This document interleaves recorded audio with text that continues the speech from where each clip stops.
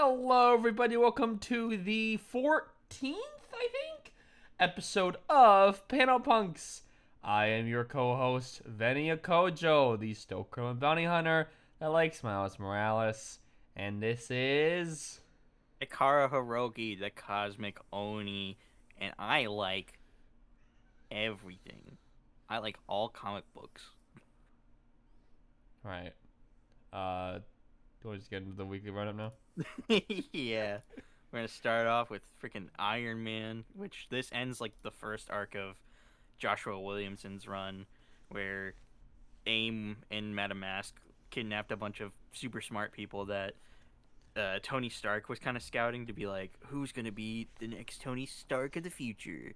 And the Let start me is get a like, variant of this. Actually, I don't have a variant of this. I just have the regular fucking cover.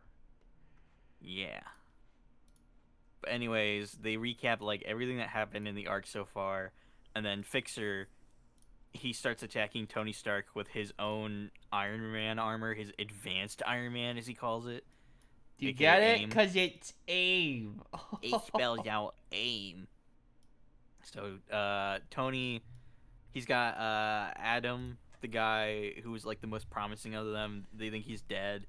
He's like, shit, Adam, I'm so sorry. You fucking died. And now it's my fault. And he's like, I gotta save everybody.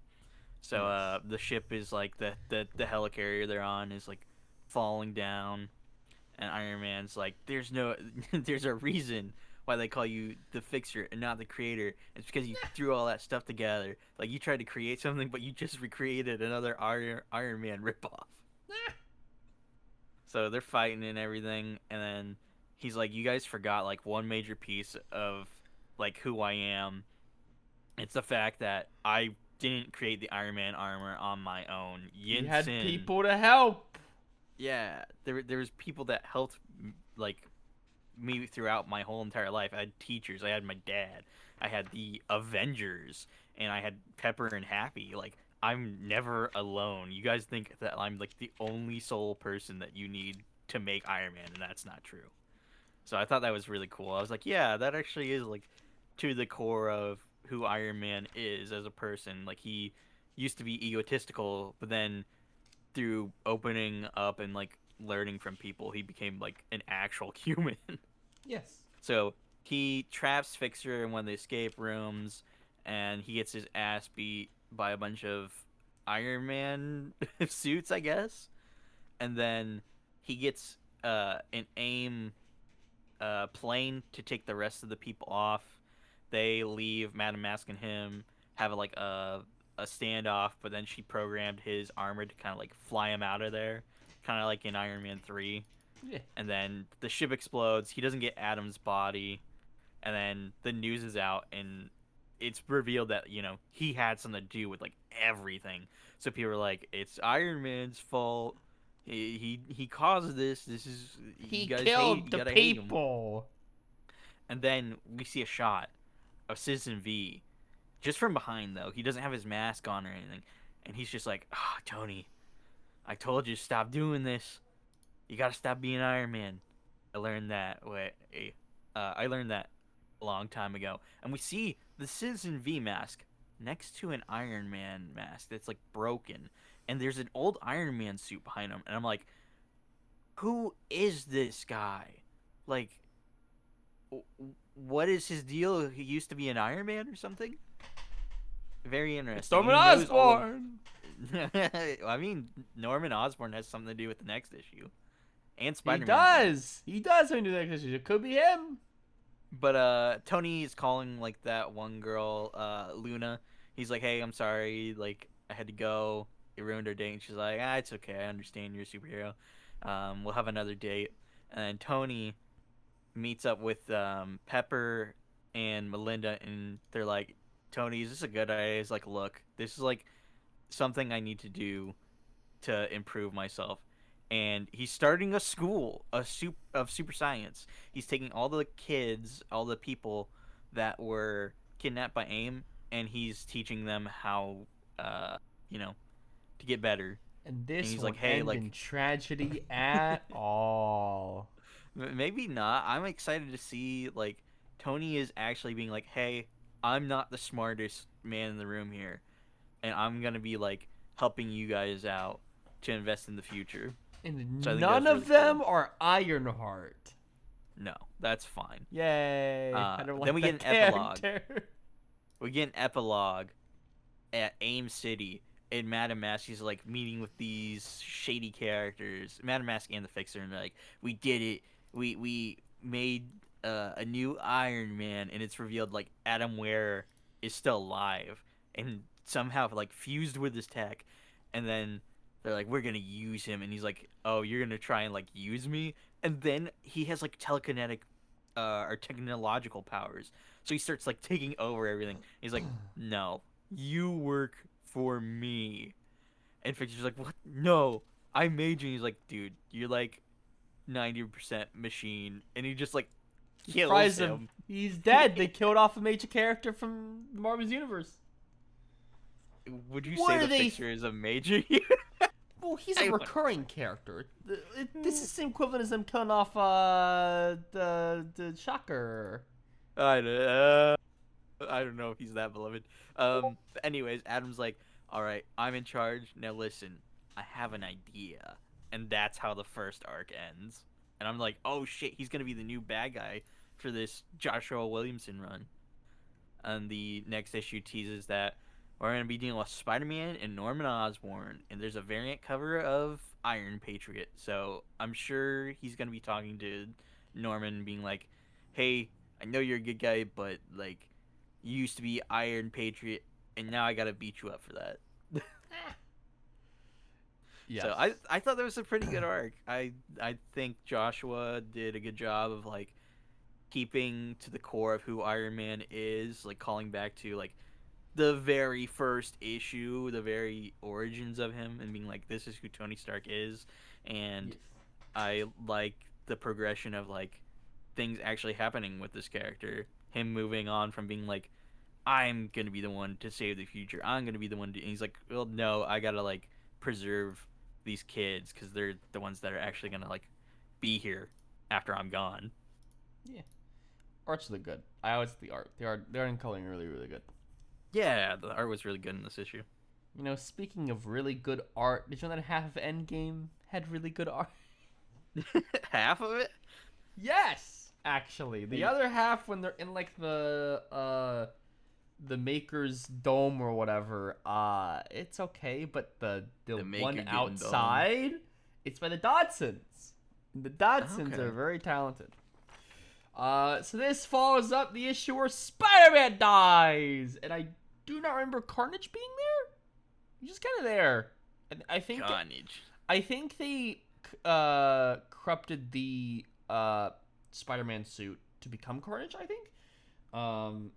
But yeah, everything's going to shit in the Maker Dome, and the Maker's a giant tree, and he's like, "Oh, I'm gonna kill all of you." And then outside, you have Captain America, who's got like a bit of a beard, and not Hawkman, Hawkeye. You have Hawkeye and Captain America fighting dudes with swords and shit, because Captain Britain's there. And again, this art is a lot better because by the fucking Dodsons. And Black Panther's like, "Hey, so this is going to shit, and we think the Maker's gonna open his dome. If that happens, we have nuclear bombs. We're gonna sterilize America." And Captain America's like, "Don't do that." He's like, "We kind of have to at some point." Flashback to the Maker Dome. They're trying to kill the Maker guy, but like they blow like a hole in his like head, his like eye, and it's really good because like you can see that it reflects like the little mental image of the Maker in Doctor Doom. He also has a bit of the eye, and he's like, "Oh, I made you so that you can complete me because I have things you don't." And then the Maker is gonna activate the Immortus engine. He goes green from his mouth. And it was like, "Oh, they're gonna fucking break the dome. The guy is gonna breach the place." And flashback to the Boston, Captain America and Captain Britain are fighting and everything, and we see some of the X-Men characters, like the bad X-Men, like the Ultimate Wolverine X-Men. They're like trying to stop the dome, and Captain Noir is like, I gotta press the fucking Guardians of the Galaxy button. She pressed it, and then fucking the Guardians of the Galaxy are here. You know, from fucking issue 5 or something. And they're like, oh, we're gonna get all of the dudes back in one cube or whatever. And then the dome breaks, and we see the Maker yelling out, I will unmake the universe! And we see a climactic battle between Captain Britain and Captain America, and Captain Britain chops off his hand, and then he chops off his head. Oh. They just brutally kill Captain America. He's dead. And he's like, oh, the colonies are, you can take off your more civilized self, become more savage, you know, very like colonialistic shit, which is kind of his character. But again, we see the last page of the Maker breaking out of the dome, and there's a voice that says, all available units of the city, the Maker is free. And there's just one last issue. What the fuck is happening with this book? I'm not sure I like it. I don't like how they killed out Captain America. I feel like they should have had a better... Like, they killed off fucking Spider-Man last issue. They're killing off Iron Man this issue? What the fuck? Yeah, it seems very weird. Like, they're just willy-nilly killing these people off. Well, no one's reading this shit anymore. Like, yeah, it's like Yeah, it really does seem like at this moment it's like, nobody cares. We can do whatever we want. Like, there's a theory that I'm growing where it's like, I think they're gonna turn this into the fucking Midnight universe. That's the theory I told you that's my theory. You know, Captain America, he died in Ultimate Endgame, which I gave a... What did I give it? I gave it a... I didn't even rate it. What the fuck? I thought I rated it. I don't know, fucking 5 or some shit. Because it's kind of... it's kind of... Kind of booty cheeks? It's right kind of decreasing with quality a ton. But, you know, Captain America probably has a better ending in his mainline series, in the Chip Zdarsky one, which I've been really enjoying a lot. It's the final issue of him and Latveria. They're finally just done with it. We do reveal that the guy who was like, I'm Victor Von Doom. It's a clone. Yeah, it's a clone. Okay. That's like the weapon that like he has, where it's like, oh, this boy is one of the tools he has, but he's not the weapon, but he is a tool, basically. And even the mother's like, we don't want him with implanted memories because he wanted to live a good life. So they're trying to get the fuck out of here. But the mom shoots Nick Fury. He's oh my like, god. ah! And the boys are with like a backpack, and Red Hulk's like kind of spying on him. We all see that Red Widow is alive. Red Widow got shot in the face by the other guy, but she's alive, I think. Or did she shoot the other guy? That was a character after you mentioned that. I think she shot the other guy. I'm not sure, but someone shot someone, but she is alive. But she's like, oh, I'm so scarred in this mask and blah blah blah. And it's like, come on, let's get the fuck out of here. And then Doom is like, I'm gonna kill this kid. I'm gonna strangle evil in the cradle. And Captain America's like, don't fucking do that shit. He's a kid. And Red Hulk's like, I'm gonna fucking kill this kid. And then he sees a bunch of birds flying in a spiral. And he's like, oh shit, it's Sam Wilson, Captain America. And he's like, Steve, it's me. And Captain America's like, oh fuck, thank God it's you. And he's like, oh, you gotta take care of the kid. It's a clone, not Doom. And so like Sam Wilson safely takes the clone away. He's safe. But Captain America is not, because all the soldiers turn to Hulks. They're destroying like the city of Latveria. They're destroying everything. And like Captain America's like, oh, I need to stop this Red Hulk guy. But I'm so fucking tired of keep fighting this shit. I need to I need to save people, and I don't want people being treated as spreadsheets. And he like sees this one girl that's like about to be crushed by a bunch of rubble, and he gets crushed, and he dies. He got squished. Like he dies. You see his dead body, like kind of just dead, and they're like, shit, he's kind of dead. And one of the Hulks like, oh, I found the backpack. And Red Hulk opens it and he's like, oh, I know what this is. It's a good day for America. And you see like the Hulks putting up the flag, and he's like, oh yeah, Latveria's under my control now.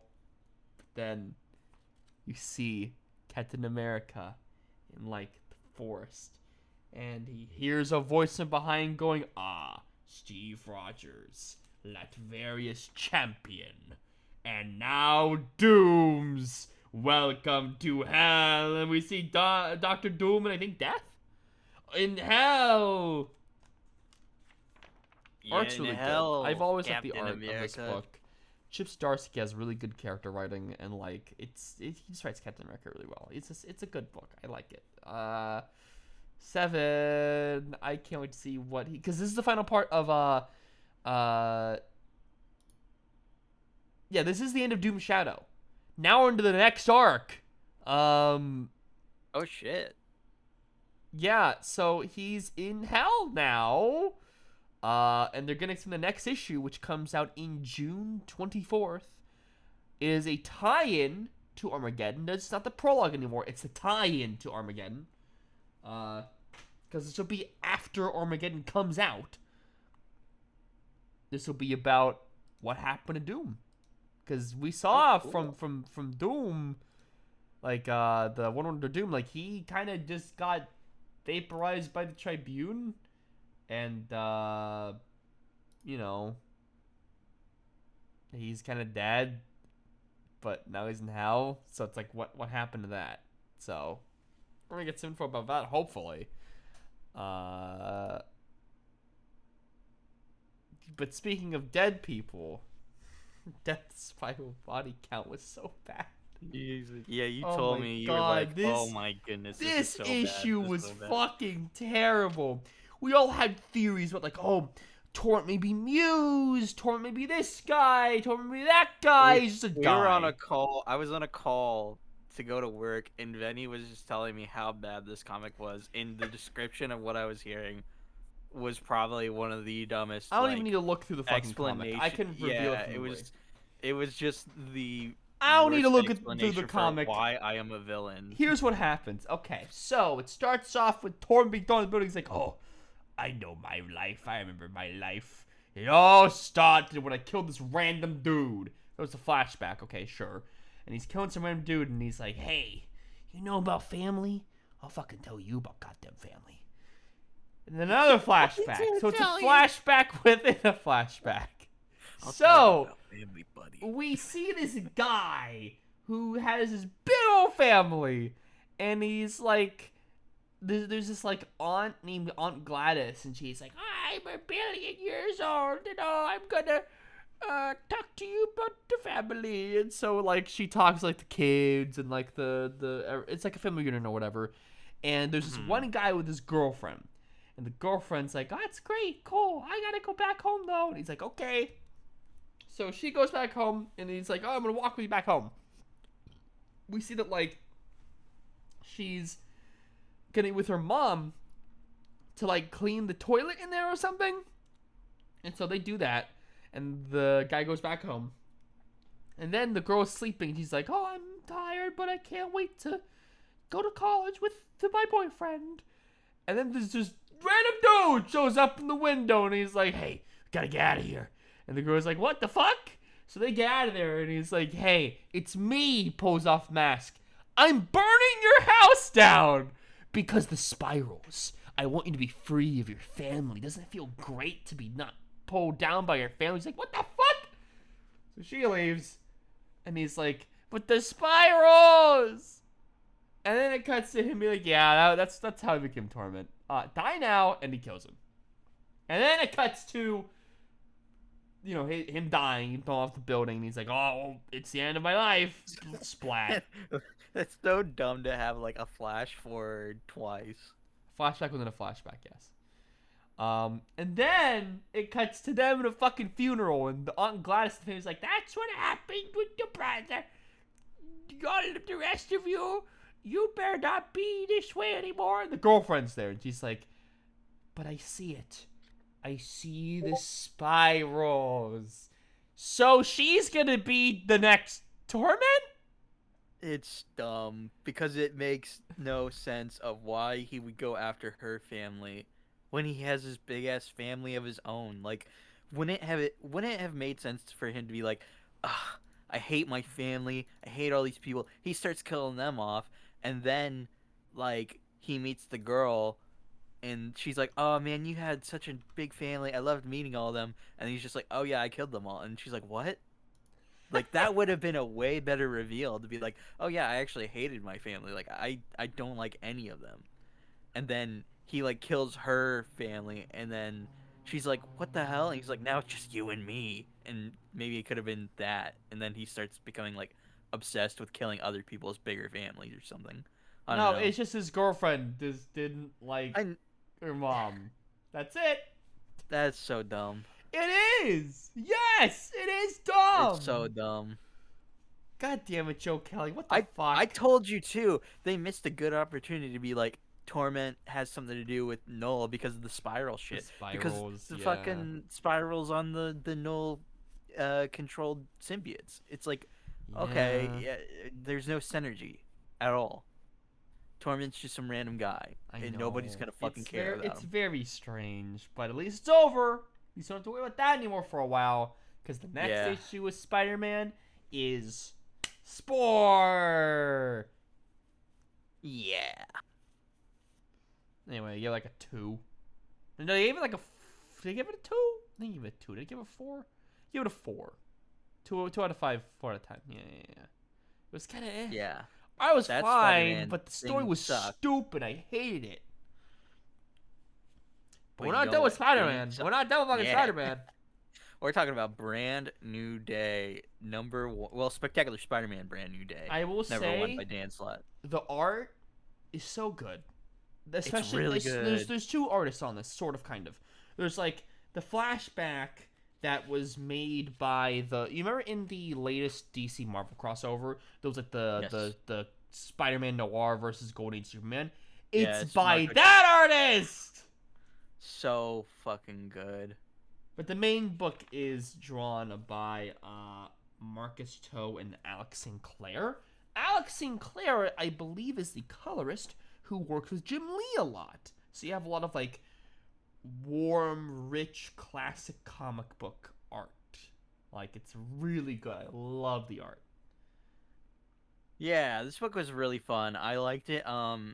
So we're going back to like all the way to the start of Dan Slott's run and back to Brand New Day. So people who know about this or have played the Spider-Man PS4 game, like you were like, is this ripping off the game? I'm like, no. Dan Slott created like all this. Yeah, so I was like reading this and I was like, okay, Yuri Watanabe, him taking down Wilson Fisk, okay, at the beginning, sure. Feast, Martin Lee with the Inner Demon. This is just fucking Spider-Man PS4. What the fuck? And then I talked to you. And I'm like, is this ripping off Spider-Man PS4, or is Spider-Man PS4 about Brand New Day, like the original Brand New Day stuff? And he's like, oh, so no, Spider-Man PS4 actually took a lot of stuff from Spider-Man Brand New Day, like the originals. And I'm like, what the fuck? Dan Slott better be credited in the credits for being the owner or something. Yeah, because there's like a lot of his story beats in that game. I did see like, movies and stuff. in Do you shows remember? too. Do you remember that really shitty Spider Boy series with the blue Spider I was Boy going to guy? mention that. Yuri It w- Watanabe appeared in one of the final issues of that, so she's still alive. She's still doing stuff. Oh, oh, okay. That's not the thing that I was gonna bring up. What? Okay, so let's get into this Wait, issue. wait, Let's wait, get into this wait, wait, issue. wait. I want to know what happened before we start. I'll What tell happened? you. Okay. I'll Okay. tell you. I'll tell you because we're gonna get into it in the issue. Okay. So Good. the issue starts up. It's great. Spider-Man is fighting Kingpin. He steals the lexicon of crime, and I fucking just love his quips What is a during this lexicon time. of crime? It's basically just like he said it's a ledger of every major illegal enterprise in New York City. Why do they keep it in That's a what book? Spider-Man. Probably so they like it's not on the internet and stuff. Huh. It's also like there is a trope of ancient text or some ancient thing that Kingpin has, and Spider-Man steals it. Like it happened in fucking Ultimate Spider-Man 2 when he like was stealing the tablets or something, and then that like got lost in the river. But anyway, Spider-Man's like fighting him. He's like, "You have no idea what that is," and then he tells him it's the lexicon of crime, and he's like, "Dude, I've got a bet with Moon Knight that this is an urban myth." And I was just laughing my ass off of that. And then he's like, I used to know who you were. What the hell? Why can't I remember you? And he's like, I knew who you were underneath the mask. And he's like, well, I'm not going to tell you how you don't know that.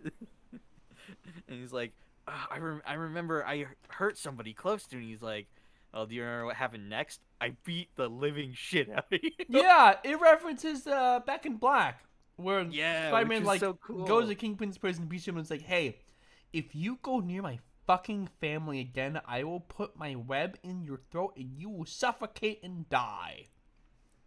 It's like, damn. And then he just like beats the shit out of him and he's like, I'm out. He's like, never come back.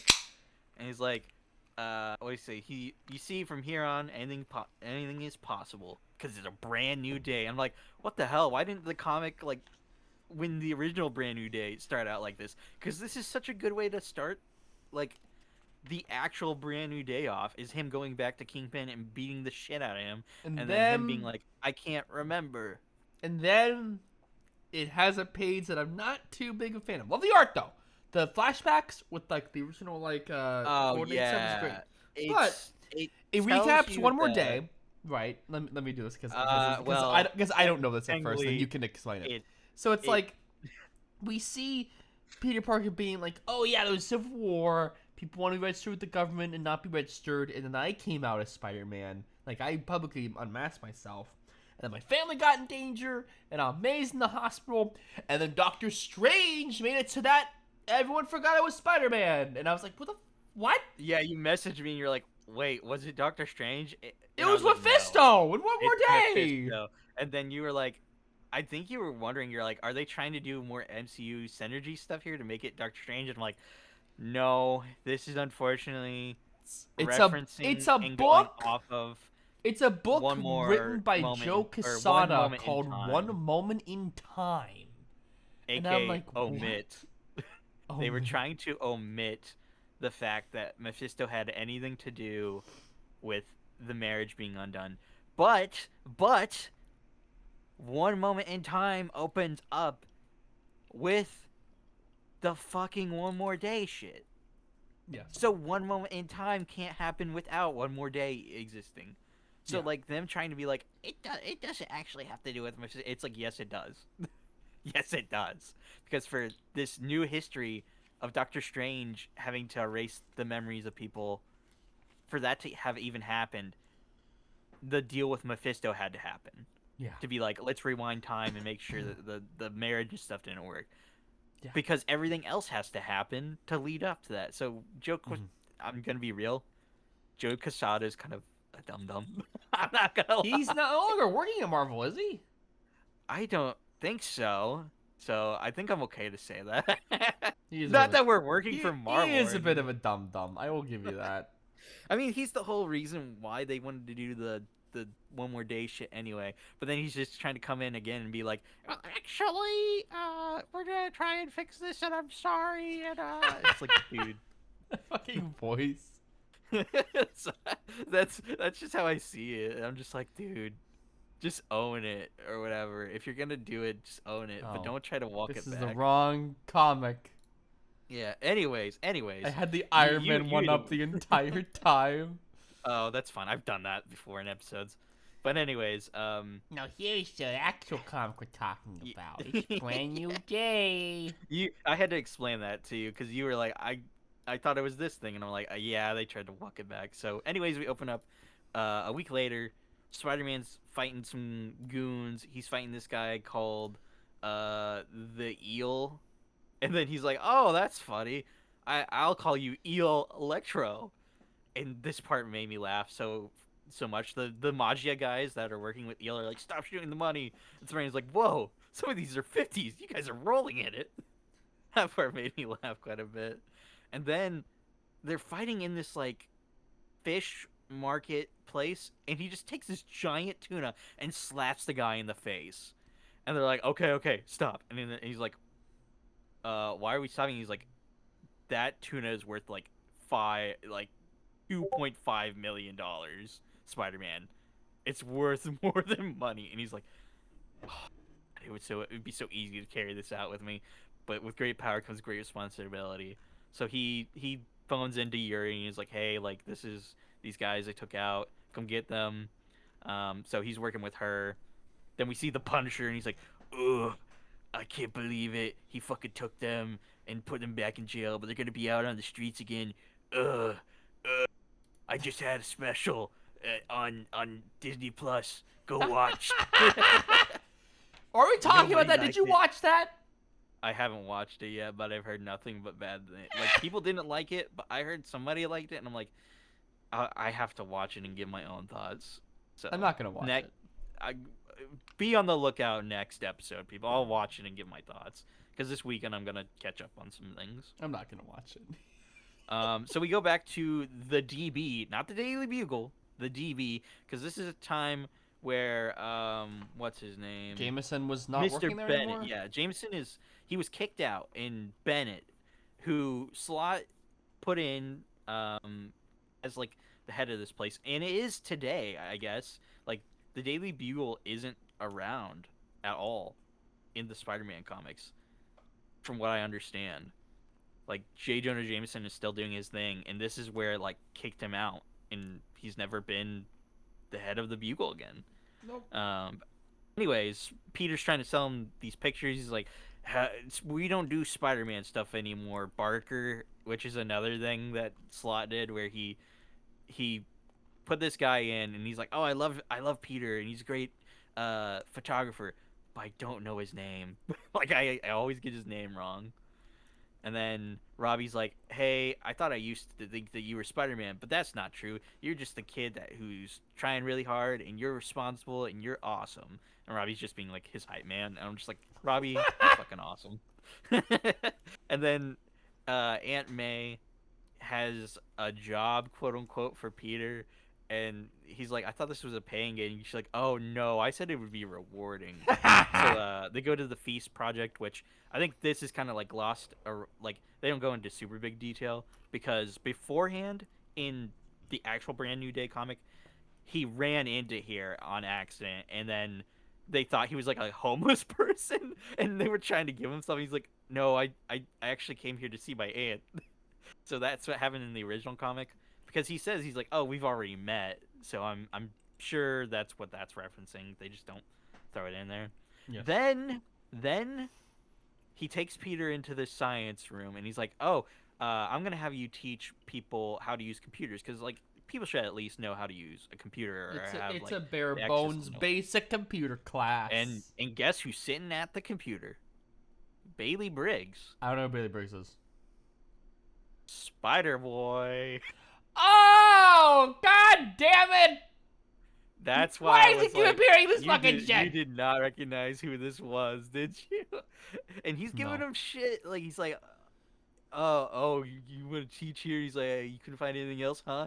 And he's like, what an annoyingly accurate kid. I really dislike you. He's And like, what an "And that's somehow I live." annoyingly accurate kid. And he's like, yeah. So we got a little Spider Boy cameo, and also a retconning that he was there the whole time. I guess the whole time in Slot's run he was just in that computer room and he never left. But anyways, Martin Lee leaves and then he gets into a limo and this guy is like, "Oh, I'm not here for you. I'm here for when you change." And he changes into Mr. Negative. Mr. Negative goes to this warehouse where people are packing up drugs and Spider-Man is like staking the place out. He's like, "Hey, Yuri, you may want to like hang back because I don't know if we're gonna like fight these guys because this is pretty bad." And then he's sneaking around. Like I think this of all things is actually referencing the PS4 game where he's like, "I'm just gonna sneak around and web these guys," and he starts singing. He's like, "I'm got 96 guys who can kill me in here. Second verse same as the first 96 guy." He just like singing like the bottle song, and then his spider sense goes off, and fucking Punisher's there. He runs a fucking car into the place, Does starts he shooting have a everybody up. Punisher mobile? He has a van. He has a Punisher van. That is like actually canon. That's a Punisher So mobile. yeah, which I'm sure he has one. He has a bunch of warehouses with weapons. He starts shooting the place up. He's being an idiot. And Spider-Man's like, "Dude, like I had this." And then he's like, "No, I have the solution." He's like, "All right, Frank, you're gonna learn the hard way." He's like, "Why would they stay down?" He's like, "They don't die, you idiot. Like they're zombies." And he's like, "Oh, what the frick? You know how to take them down, don't you?" And then he's like, "Yeah, I was just trying to web them up quietly, but then you ruined that." So then, Frank he gets like pinned down by the inner demons, and then Mr. Negative touches him, and he becomes Dark Castle. So we get to see like a palette swapped Punisher, which is kind of cool. We never got to see that, but now he's gonna be fighting Spider-Man in the next issue because that's how the Spider-Man. issue ends. Yeah, I'm enjoying this. I had a lot of fun with it. I I didn't think it's know kind of half the cool to shit that get was back. going on. Yeah, which is interesting to me. You should definitely go back and look at Slot's like earlier run of Like the original Spider-Man. run, maybe. Yeah, when it was like, I know he cause also wrote the highly controversial Superior Spider-Man. why is that? I Why is I've that heard so many people be like, "This is controversial? great. This is actually fucking terrible. Well, it's It was a okay." good change for the status quo. If you can say anything about Dan, like he just always had new ideas that he was throwing at Spider-Man, like new status quo changes. I mean, like we had Superior Spider-Man, we had I Spider mean, Island, he we has new had changes in Big Superman, which Time. I am enjoying. Yeah, Big Time. We had him be fucking Tony Stark for a bit. Like there's so much that he did in his run, and I'm just like, 10 years, for some of the flack that I kind of give I him at the think. same Was he time, there it's for ten like, years? yeah, I told you it was a 10-year run on Spider-Man, which is like, you I don't wish get that with Sinclair was writers. on 10 years on Miles Morales. It'd be cool to see runs like that again, where like a writer is on there for a long time, but he sold the fucking book. He was on it for so But long. he's back. He is Yeah, back in his he's own back for little this. little sub corner. Maybe he'll be back on the book and actually make it fun and good again. Cause like the last few years have kind of been like meh, Yes. like Spencer's run was good, but at the same time, people will criticize it for being like, this is too much of like walking back for It like was too safe, inevitably I've be heard. well that and it's like inevitably everything he did got walked back, like Yes. most of everything, because Because it's he, like cause he was trying to get back to, like, maybe Peter and MJ get back together again. yeah, And then that Zebra was like, he no! did do us a saving grace of Sin's past is not like the stuff that happened in that where Gwen supposedly cheated on Peter uh with Norman did not happen. It was like clone shit and he was like brainwashed. So that never happened. So thank Right. goodness for that. There's no it's still creepy when you read it, but at the same time it's like, okay, good. In my mind this isn't real. Yes. So at least that I'll say I'm giving this like an 8 out of 10. This is a fun book. I can't wait to see what Slot does next. So that kind of covers our Marvel side of things, and now we're on to DC. Starting off with Supergirl, which I thought this was fucking good again. It's always really good. We start back off with Black Flame. She's fighting the Boy Thunder clones.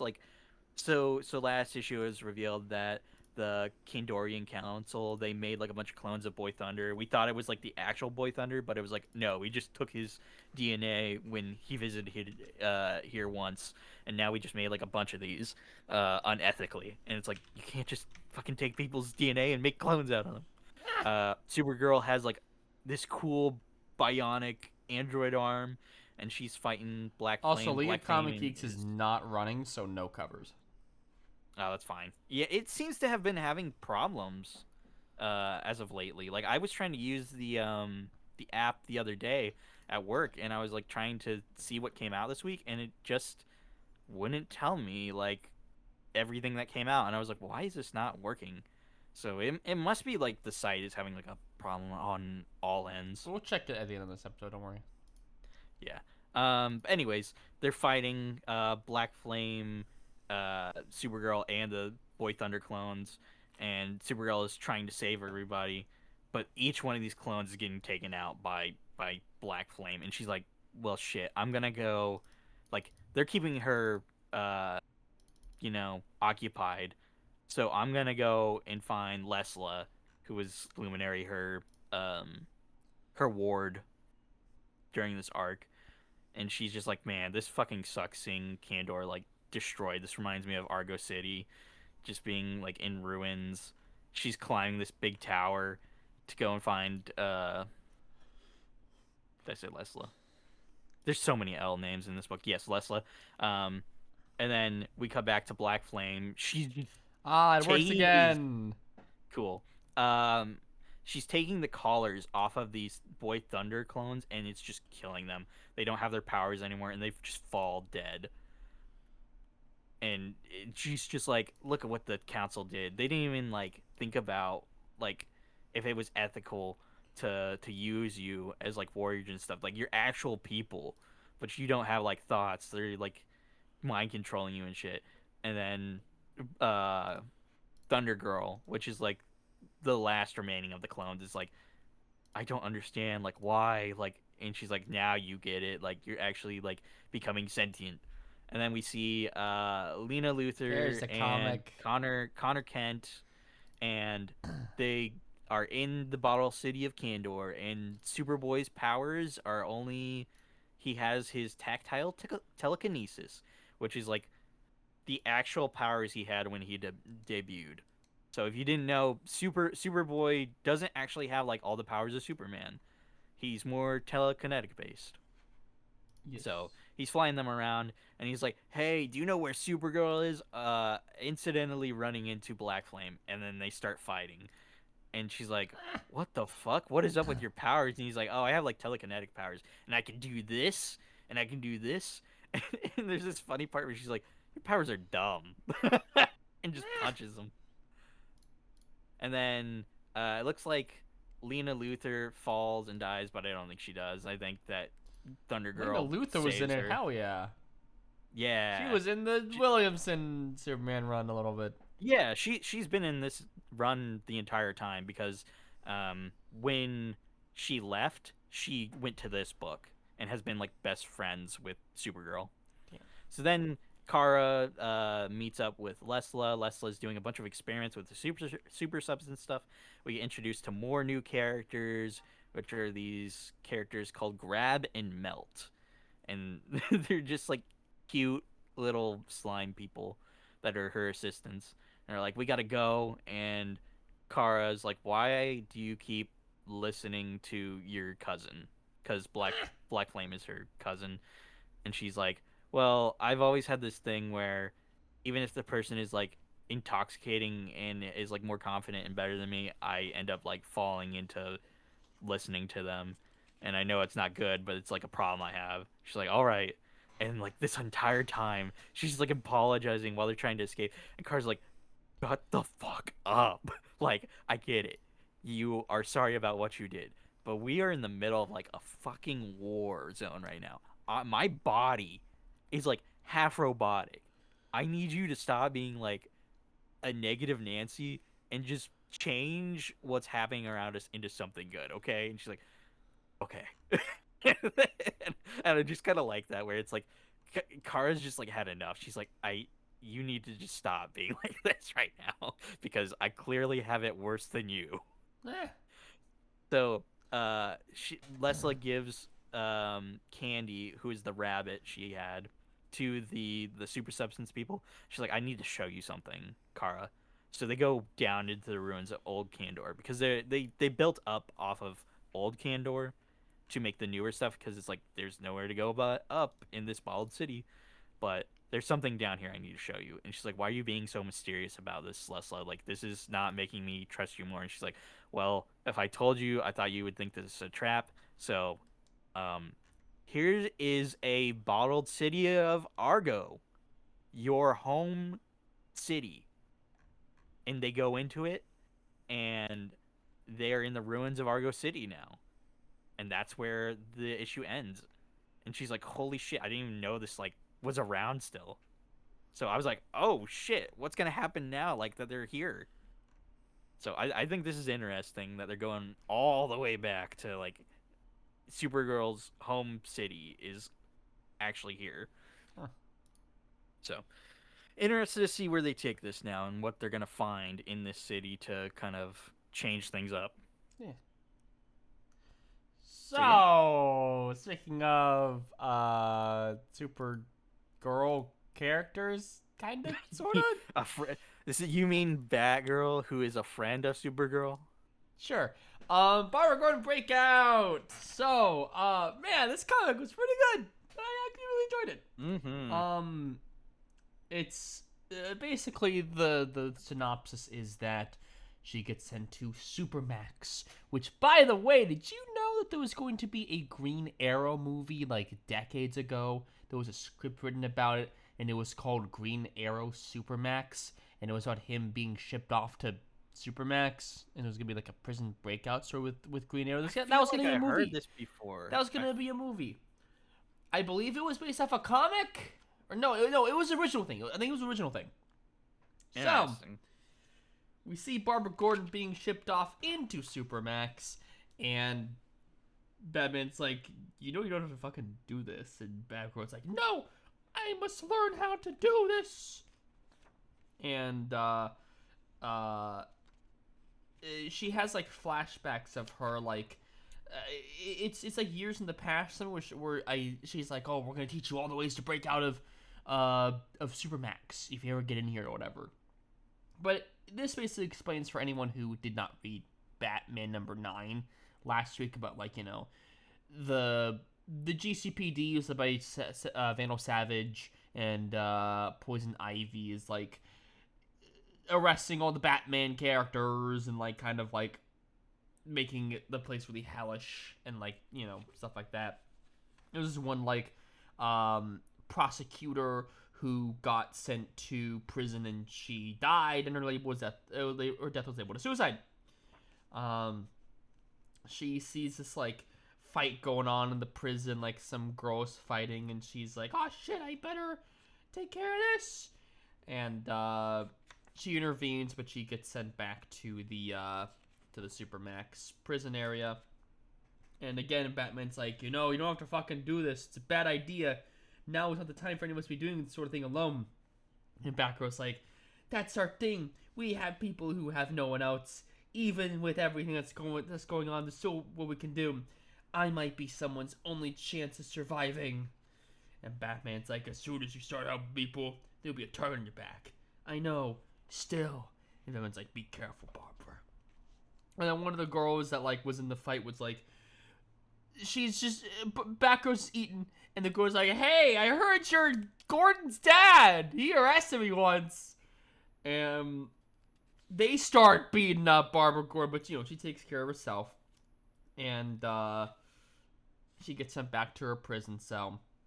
And the prison guard says something really interesting. He says, you're Jim Gordon's kid. Yes. You know my father? I did. Put him behind bars a couple years ago.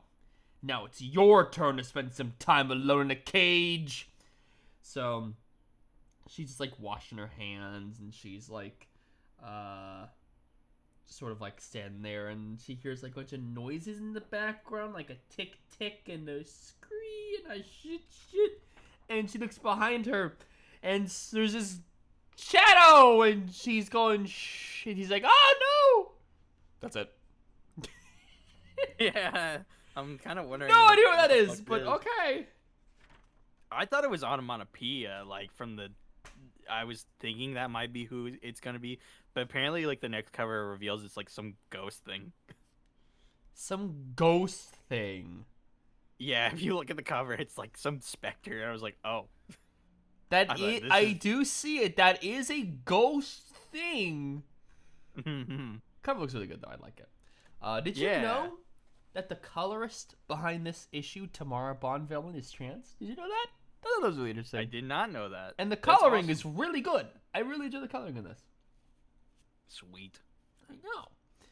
But that was a really good issue. I read it only because I wanted to like see what happens to Barbara Gordon after the Batman issue 9, and it seems like they're doing some good, cool stuff with her. So we'll see what happens.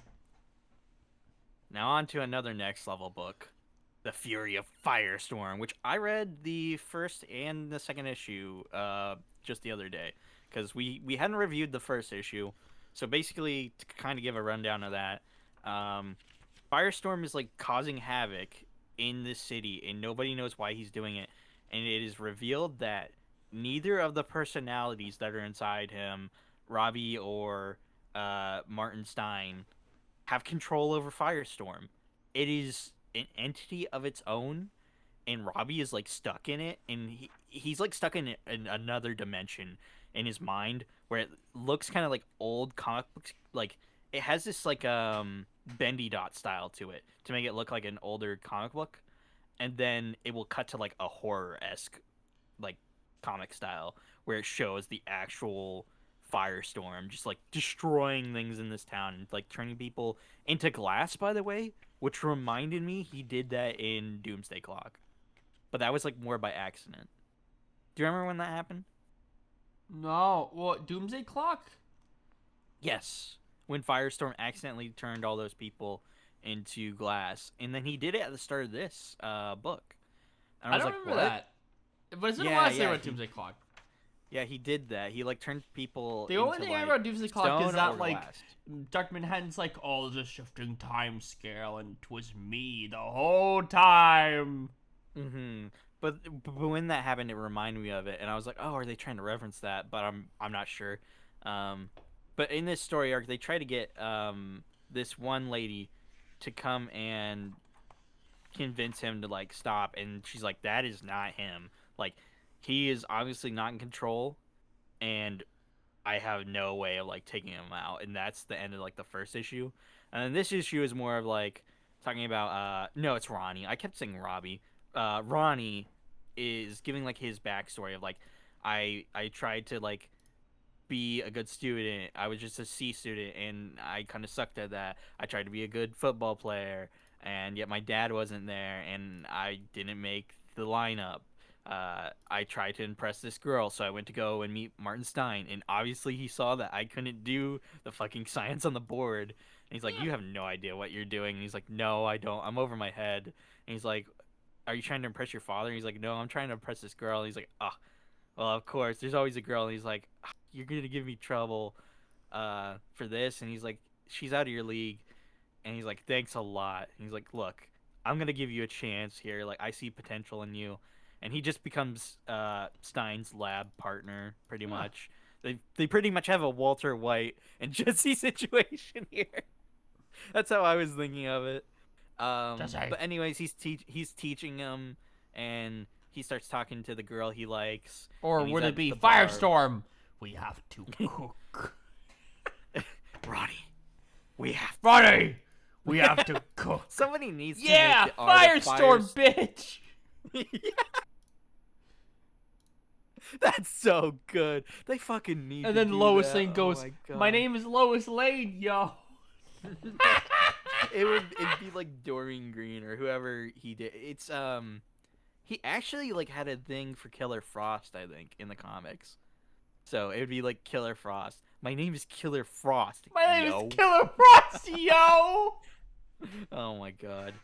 But anyways, like they explain how he became Firestorm, and it was because somebody threw a bomb into the lab, and that caused an explosion and made the Firestorm Matrix, which fused Stein and Ronnie together. They can Damn. defuse and stuff like that in past comics, but in this one, it just explains that like they fused to become Firestorm, and they started saving people as a Wait, superhero. wait, wait, wait, wait, wait, wait, wait, wait. Okay, so it's two people Yeah, that's being fused into one dude. yeah. Cyclone! Nah, Joker! not necessarily, because Firestorm like has the ability to like manipulate particles God damn it. in everything. It's crazy. Like It's he's so not overpowered. DC's Commander W. Fuck. No. But anyways, God we damn we it. show that he's having the flashback because Stein is like he's kind of like a floating head whenever they depict him in the Firestorm stuff, and Ronnie is the body. So they share a mind, and Ronnie is the one who's like in the driver's seat of the body. I don't think Martin has ever been the one to drive around as Firestorm. So, but anyways, he's having that flashback. It breaks, like there's a huge page of like the panels falling off, and he's just like in this white void, and he's like, "What are you?" And he's staring at the Firestorm entity that has like no face, and it's like, "I am the Firestorm, and you are nothing," and it just like disintegrates Ronnie, and he's just Huh? sitting on the bench. Yeah, yeah, he's like presumably dead. I think they don't explain what happened to him, but I think he's back in that loop of like, oh, I'm back in the good old days. I'm saving people from bad guys, but they don't show him after he gets disintegrated. So I assume he might be dead. Anyways, the army's like, we have to do something about this. And the last page reveals the Justice League is there to stop him. We have Martian Manhunter, we have Hawkgirl, we have Kyle Rayner, we got Flash, and we got Supergirl front and center going to fight him. But I don't know if they'll be enough. I'm gonna be real because he's super fucking powerful, and he's not controlled by either one of the entities. Because they also revealed at the end of the first issue, Stein is not in there. He is like somewhere else, going crazy, and he had like papers like, is it sentient? Like, is the Firestorm Matrix itself becoming something? There's a It's really interesting. Matrix? Yeah, that's what they call it, the Firestorm Matrix. You know what the Firestorm Matrix reminds me of? The Morphin Crate. Not necessarily. There's been other holders of the Firestorm identity, like like there's been another person besides Ronnie in there. So I think that's kind of cool. But I kind of can't wait to see what happens next in this. This has been an interesting read so far. I think people should give it a shot. Yeah. You know what else has been an interesting read? Green Lantern Corps, What's that? number something something. Number some. So this Number issue 16. is following up on the Manhunters. They took over one of the Green Lantern Corps' robot body, and like the other Green Lanterns like trying to fight it, and the I guess the soul of the robot is like construct now, and like the actual robot whose body got taken over, like the body is like, oh, Manhunters, we were replaced with these fleshy humans, and now we're going to make sure all the emotions are suppressed.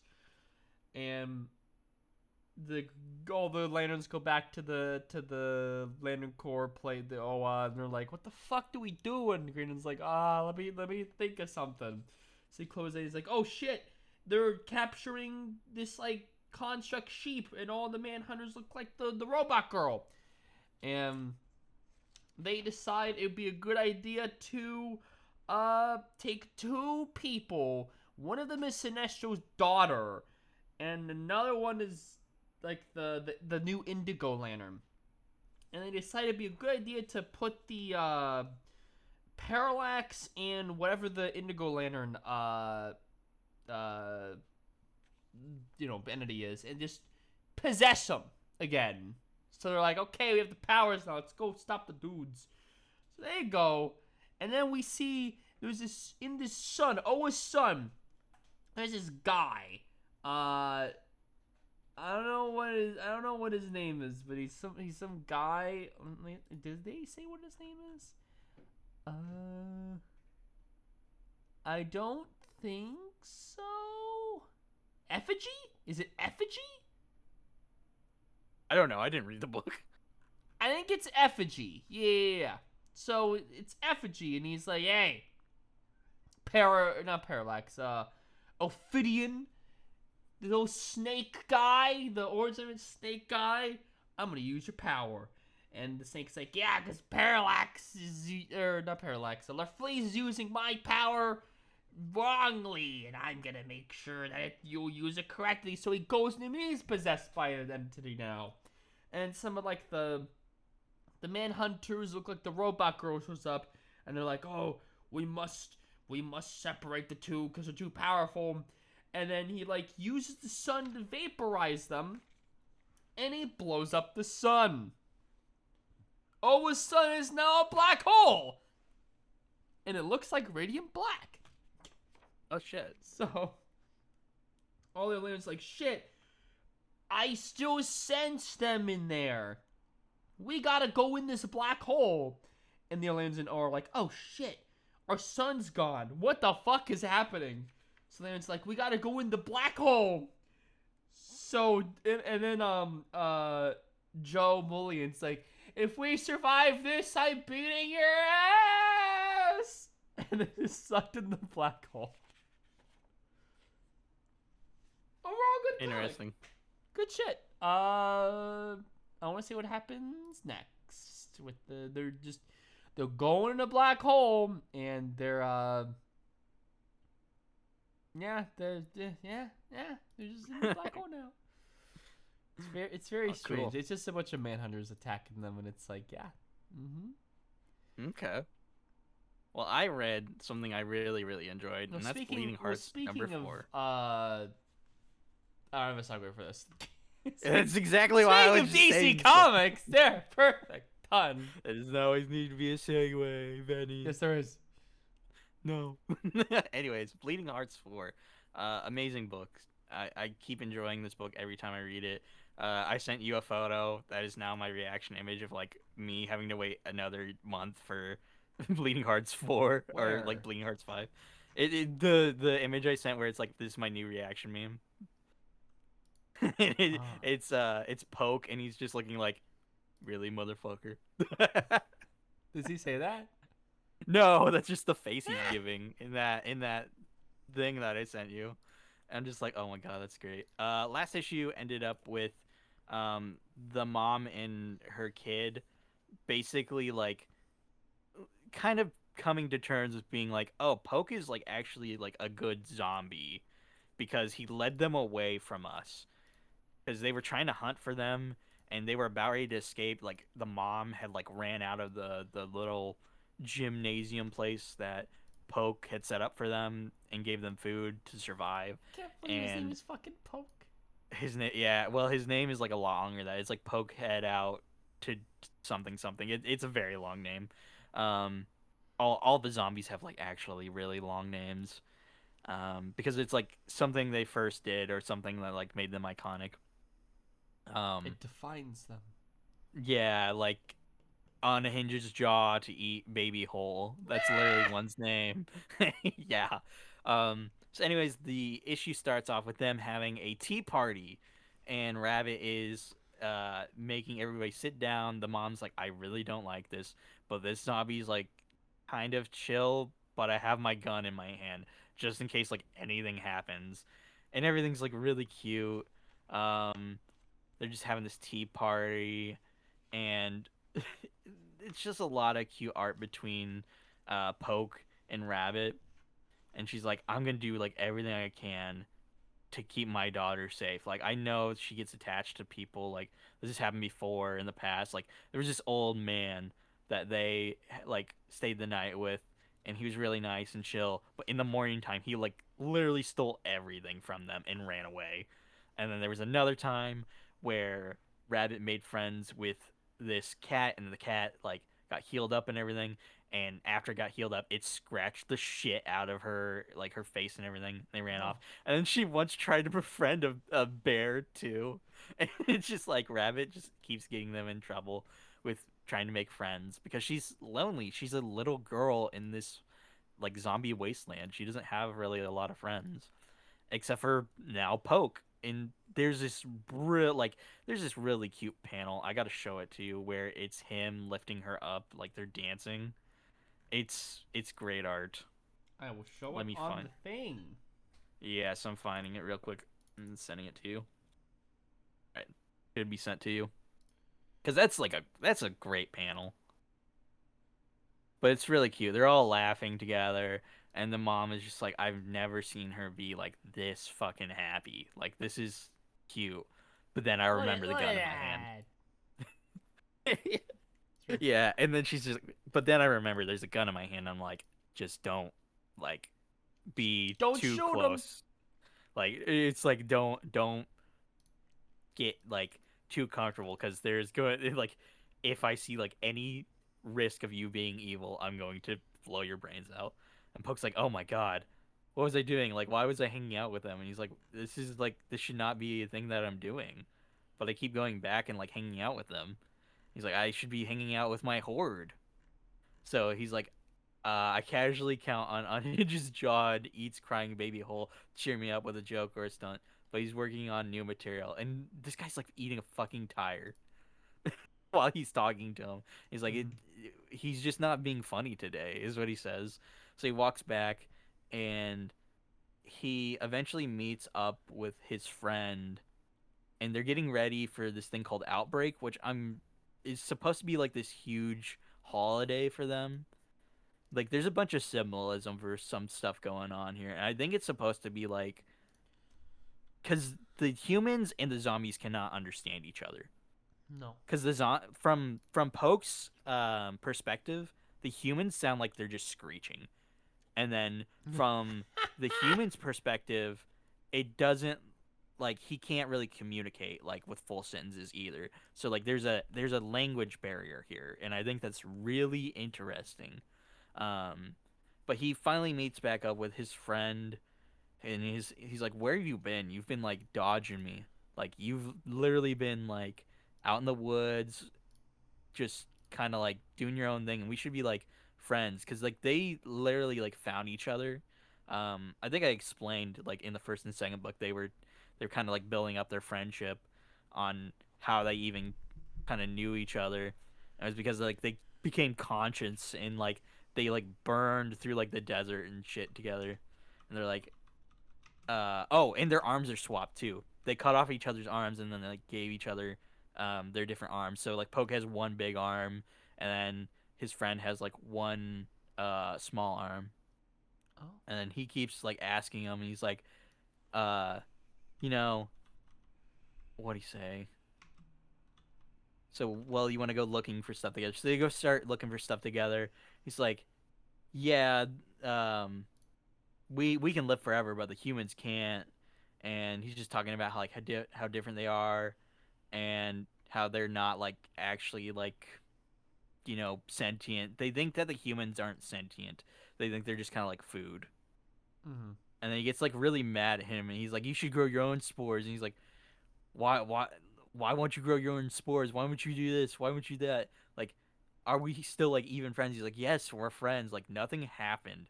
Why do you keep like prodding at me?" He's like, "Well, you smell different too, buddy." You smell. Yeah, because I think he can smell the human on him. So then he leaves. He's like, "I'm just gonna go look over here. I'm gonna go. Like, I don't like being in the woods. I'm gonna go back into town." And I sent you a shot where it's during like his monologue. He's like, "I was pretty sure Mush would kill me because I was pretty sure I'd do the same." And then there's this big shot of him like walking back home with like there's a destroyed basketball hoop and just redness in front of him. He's like, "We are what we are," and Huh. it's beautiful. It's like such a different art style compared to like the rest of the book. Uh, Right. did I send it to you? No. Pretty sure I sent it to you. Let me find it. We'll continue. Yes. But anyways, he's walking back and he's like, I never got to say goodbye to them. I shouldn't go back. He's like, but they could need food. So he takes the food and he drops it off there, and somebody is following him. It is his friend who is following him. He's like, he knew something was up. So he leaves the food there, and they're like, did he just come here and just like drop the food off? Like, what the fuck? And the one's like, I don't really care about this guy. And she's like, but I want to see the flower boy, because she starts calling Poke flower boy. Rabbit does. And then all of a sudden, his zombie friend starts attacking them.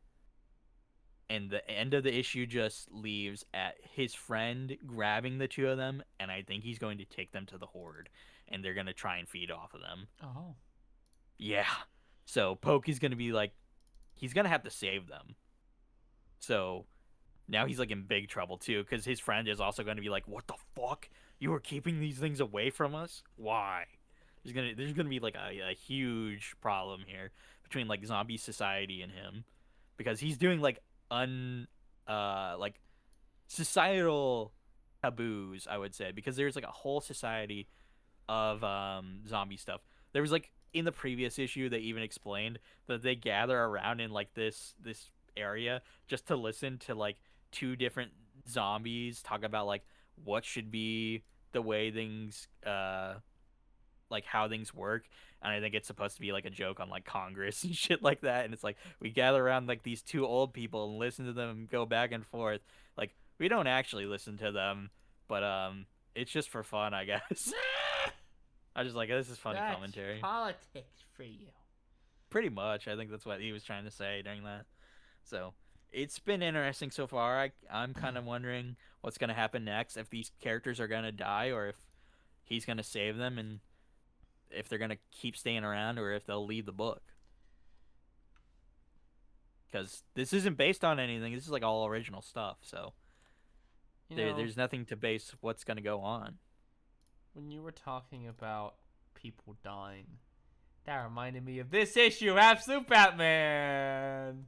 Yeah, this one's Look at this variant cover crazy. I got. It's so cool. My LCS stocks all the variants of Absolute Batman, and it's like, damn, this one's really cool. I want that one. And I knew they were stocking them. Like, yeah, they stocked it. So you remember the Batcave? You know, Batman has a Batcave? Yeah, that's Joker's. Yes. He has like the fucking giant penny. When I opened the issue, I was like, does he have the Batcave already? What? You see the giant penny, you see the dinosaur, and he's Eldritch Joker with a bunch of fetus head baby things attached to him, and he's going, ah, ha, ha, ha, ha. We see Batman, like, they're hunting Batman down, and blah, blah, blah, and, like, he's looking at the files that he got, the Project Batman files, and, like, he figures out that, like, oh, I was orchestrated to become Batman. And we see, I'm not sure if it's his mom, or I think it's his mom. Or is it Catwoman? I'm not sure, but some voice. Some woman being like, oh, was it you, Batman? Did you kill Jim Gordon? And he's sort of like in his little... No, that's Barbara, I think, that you're thinking of. Is it? Ah, yes, it is. Yeah. So Barbara's like, oh, did you do it, Batman? Did you kill him? And like Commissioner Gordon and is like, oh, kid, where are you? And Harley Quinn's like, I'm gonna destroy this door with this giant electrified 92,000 volt magnesium amplified double lithium chemical thunder fucking mallet 92. And so she opens his door and he's gone. And then we cut to Killer Croc, who's not Killer Croc anymore. He's just a dude again, talking to the Riddler. The Riddler has like that helmet that he had from like Batman Forever. He has that now, and he's like connected to everything. And he's like, oh, there's this guy who's like Two-Face. He's like half, and he's killing people. And Harvey's occupied, and Ozzy's like turned to a weird penguin dude. And everyone's kind of occupied. I can't do anything. And he's like, oh, you gotta help us. And he's like, well, what were you thinking about doing with Bruce? What do you think? Oh, you remember what? Okay, I made a mistake when I was recapping Barbara Gordon Breakout. I Mhm. thought the scene of them being like, "Oh, we're gonna teach you how to break out of this prison." That was not Barbara Gordon. That was Absolute Batman. I Yes. misremembered that. So no, Barbara Gordon has no way of getting out of Supermax, but Batman knows how to get out of this area. And he's like, "Oh, we're gonna teach you how to get out of here in 10 ways." So Batman's like flying in the air with his giant fucking bat wings, and he's like opens this like little crevice, and he goes in. It's Joe Chill, and he's like, "Hey, I know like what you did. The file is about like the you killing people, and you were set up by this." And then we see the Scarecrow in the fucking bunk bed, and he's like, "Hey, uh, this big Batman project, it was because your mom was part of the Court of Owls. It's because of her." And Batman's like, "What the fuck, liar?" And he's like, "Oh no, it's your mom. Now I know it's hard realizing your whole life was some project, but good news, it's not. See, Grim and we thought it'd be funny. After all, what's the natural play of an owl, Bruce? That's right, a bat. That's that's the why of your life. Batman's the project. He's a joke." So he's like thinking like, "Oh, I guess they're setting up to where he's gonna kill his mom or something." And he's telling like Jojo like make his bed, and he's like, "You got it." And he's like, he takes the fucking sheets of his bed and starts wrapping around his neck, and he just hangs himself in front of him.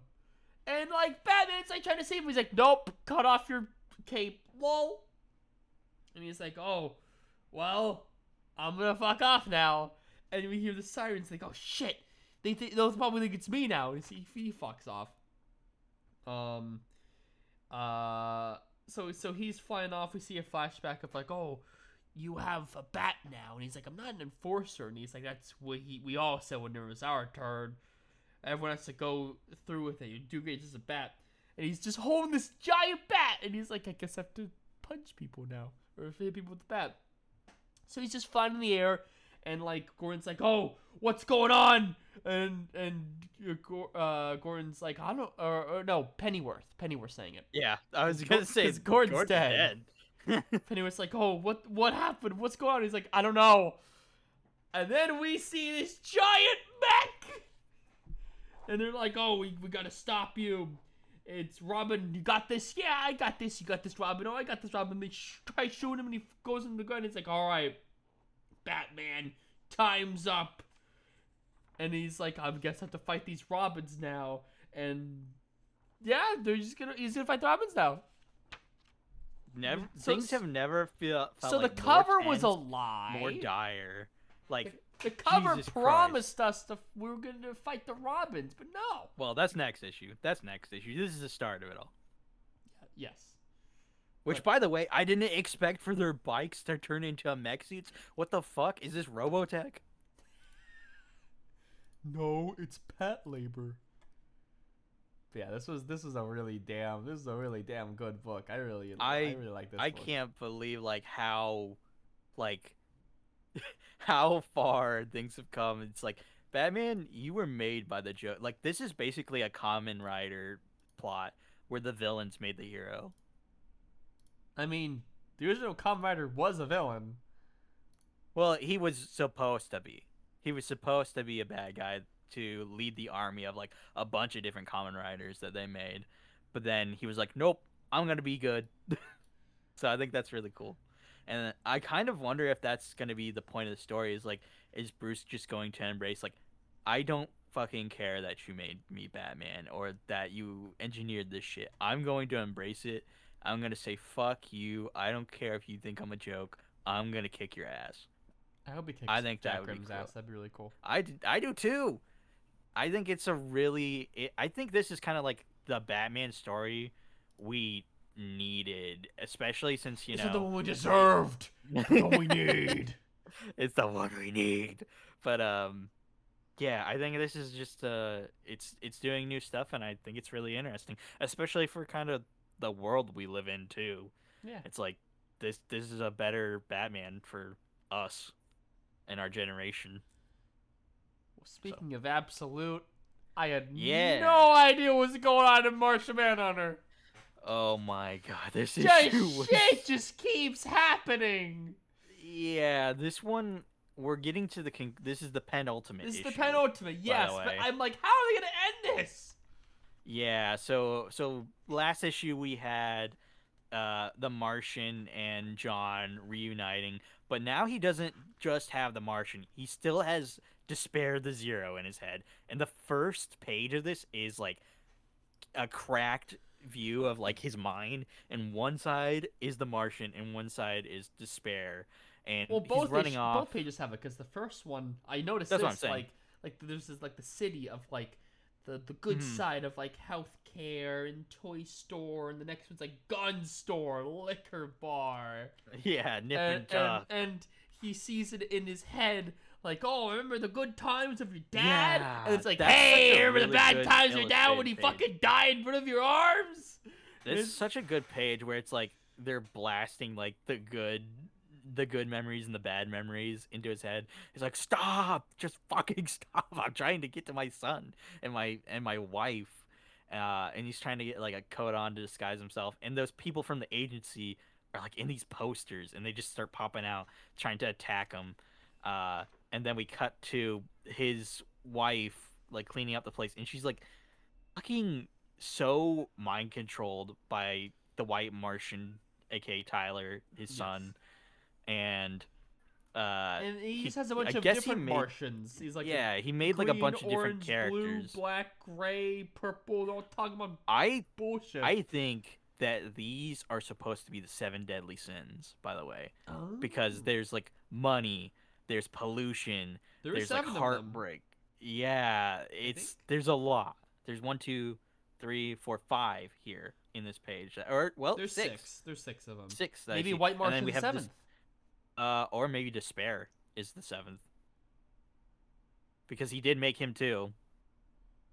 True. So, we could be finding out that these are like cuz also in his origin story or whatever, they show a bunch of different rocks or whatever, like in one of not the origin of this one, but or the previous one. There was like one in like the first 6 issues or something where he tried to explain to him, and it was like light going through like a rock and stuff like that. And I feel like maybe that's the Rock of Eternity, and they might have stuff going on with like Green Lantern spectrums, but also like the seven deadly sins or like the attributes of what makes up Shazam here. But I don't know, I might be reading into that. Anyways, his wife is like getting like completely smogged down, like all this smoke, and she's like, I don't understand anything that's happening here. But Tyler explains everything, and everything is perfect. And then the Yeah, she Martian tries is to question fighting, it, but like the White Martian puts her yeah, back in line, and like more smoke. she wants to remember John, but she can't. Yeah. So, anyways, the Martian is fighting the people from the agency. It's like going fucking crazy, and then he's like so busy that Despair is like attacking John and like reminding him of all these bad times, remembering how he's like gonna kill himself in front of like his old boss. He's like, "What choice do I have?" And then he's like, "You were gonna pull the trigger, buddy, dude. You were gonna kill yourself." And then there's that page at the end where it's like, Hey, you goodness can and cut humanity, off this sorry about little yeah. part of the panel, and So it's you don't just see the bad gratuitous stuff that's happened. violence. Yeah, so the agents like start shooting at the Martian, and he dodges, and then we see that flashback of him trying to shoot his old boss or whatever, and he starts shooting at Despair the Zero, and he fucking kills like this family is what it looks like. I Yeah. don't know if it actually happens or if it's just the like Despair being like, I think hey, Despair the Zero is sort of fucking with his mind because he says there, like, oh, your kid died of eating chocolate or something. And, like, we know he's yeah, which I don't know alive, if sort of. kind of, yeah. I don't know if he is, because at the same time, it's like he was convulsing, but then like the White Martian like took over his body. So I don't know if he's got like the healing properties that John has, like when he got the Green Martian from last issue, because he Yeah. was like lined up to die. He got like shot a bunch, but then he like fused with the Martian again. He was fine. Anyways, like we're getting like a bunch of pages, and then he's also like messing with his mind, making him think that the Martian is like killing the people from the Yeah, he like agency. puts him up like a marionette with strings, and he makes him shoot himself, and he's like, "Oh fuck!" Hmm. He's And like, and the next why? fucking page, like the wife's like, "I am thinking of John," but whenever she tries to say John, the fucking smoke just like covers it, and she's like, "Oh fuck." Hmm. There's just like so much going on there, and then there's a green smell, and she's like, wait a minute, like starts following it, and then she finally breaks the fucking door down and leaves, and we're still seeing like the Martian fight these people from the agency, um, and then Despair is like, remember when you went to the coffee shop? Remember that? And he's like, you can't outrun the truth, partner. You have to face the music sometime. And he's like, the Martian has been there your whole entire life. It's not like he's been like, I think he's trying to convince him that he's been there the whole time. That or he's actually telling him the truth and being like, oh yeah, like this Martian actually has been like there the whole entire time, and your thoughts aren't your thoughts, and Yeah, you are it's being all about controlled by like him. this issue is all about like you aren't Questioning. you, someone's controlling you and putting thoughts Yeah, in your thoughts you. aren't your thoughts. Like making him doubt like that he has any agency of his own, I think, is like the whole point of it. And he's also making him regret the decisions he made. Like there's that guy from the past issue that he talked with in the prison, and he fucking dies horribly. Oh, Like he it's appeared before. Yeah, because yeah, there's this dude in remember the electric talking to him? chair, and he's Yeah. like being electrocuted, but like you see his past, and it's like, yeah, he lived a happy life if shit didn't happen, Yeah. which is really sad. But he had talked to him before in one of the previous issues. He was like interviewing him with the Martian, or no, was he? I think it was with Despair actually. He It was was despair. talking with him. Yeah, he was talking with Despair, and then he sees him die, and it's just like shit. This is like rough. And he's like, you're always asking yourself questions like, why do people do what they do? That's you, isn't it? He's like, you know the answer. You just refuse to accept what it means. Is it really a choice if you can only ever choose the one way? And he's just like breaking down this entire time. He's like, stop, just fucking stop. And he's like, I think he's just having like, enough of despair, but also like enough of the Martian. And he's just laying there, and that green scent's coming off him. And his wife finally arrives, and she's like, I'm here, like I'm here for you. And despair is like reveling in the fact that he broke John, and Tyler is dancing like with all of the other Martian creations that he made. And we're gonna get a conclusion to all this in the next How the issue. And fuck are they ending this? I know, right? This is like crazy. Like this is Camp like a has bunch two of shit. books that he's ending like next month. How are they ending both of them? I know, I know. And then we get a preview for Green Arrow, Absolute Green Arrow, Well, all of them which have I'm a excited preview for. of Green Arrow, which is coming next week. Yeah, which is fucking cool. It's like, how We're the gonna review fuck are that. they ending all of this? What the fuck? Mm. But you It's exciting. know, we're not done with Next Level though, because No, they we are not. revealed there's a fucking one shot coming. You know what they have in it? It's They some got Deadshot, right? Deadshot. Yeah. Which is a funny name to make the one shot for Deadshot. What's it called again? I think it's literally called Next Level One Shot. From I'm trying to look it up. Mm-hmm. I can't find it. DC Next Certainly. Level One Shot. Oh, It sent is you just an called article. Next Level One Shot. Yeah, What the fuck? because you sent it to me, and it was just called that on the. Oh yeah, there's a app. whole article. Oh my god, is that Jason Mhm. Todd? That is Jason Oh, is Todd. it? That is Red Hood. Hell yeah. Where? On the first cover. Yeah, he is in it. No, that's Deadshot. No. As one Oh, of the pictures. Oh, I see. See now. Oh, is that fucking Robot Man too? Did I see So Robot Man? this is an AVIF. Okay, can I just do Okay, next level colon. Can I do next level colon one shot? Can I do that instead? Next level colon one shot. There it is! So it's not called DC next level one shot. It's just called next level colon one shot. And it's not one Weird. shot with a hyphen. It's just one shot. I'm sure that's one-shot supposed to kid. be like referencing to Deadshot somehow. So, I'm going to read you the article. Isn't that great? I'm going to read you the article. Oh my god. Gary Dugan and Fernando Blanco take Deadshot Lex level to 48-page special this August. A lot of people hated this decision of Gary Dugan. I like Gary Dugan. I'm kind of in the middle. I'm not sure he's a great choice. He doesn't really write a lot of like serious actiony stuff besides like Deadpool, I guess. But like, I'll see what happens when I read it. I'll have hope, because the one shot does look really cool. Because it's about a next level one shot. DC's deadly assassin goes next level and uncovers a conspiracy to change everything. Dugan and Blanco tell a tale of a job gone sideways, a father and his daughter, and a web of superpowered lies that stretches through the entire DC next level. Cast of characters and points in the direction of war on the horizon. Side page tells us everything you know about what's the next level if you survive the experience. And the fucking variant covers look so good. It looks so good. I don't recognize any of the artists. It looks so good.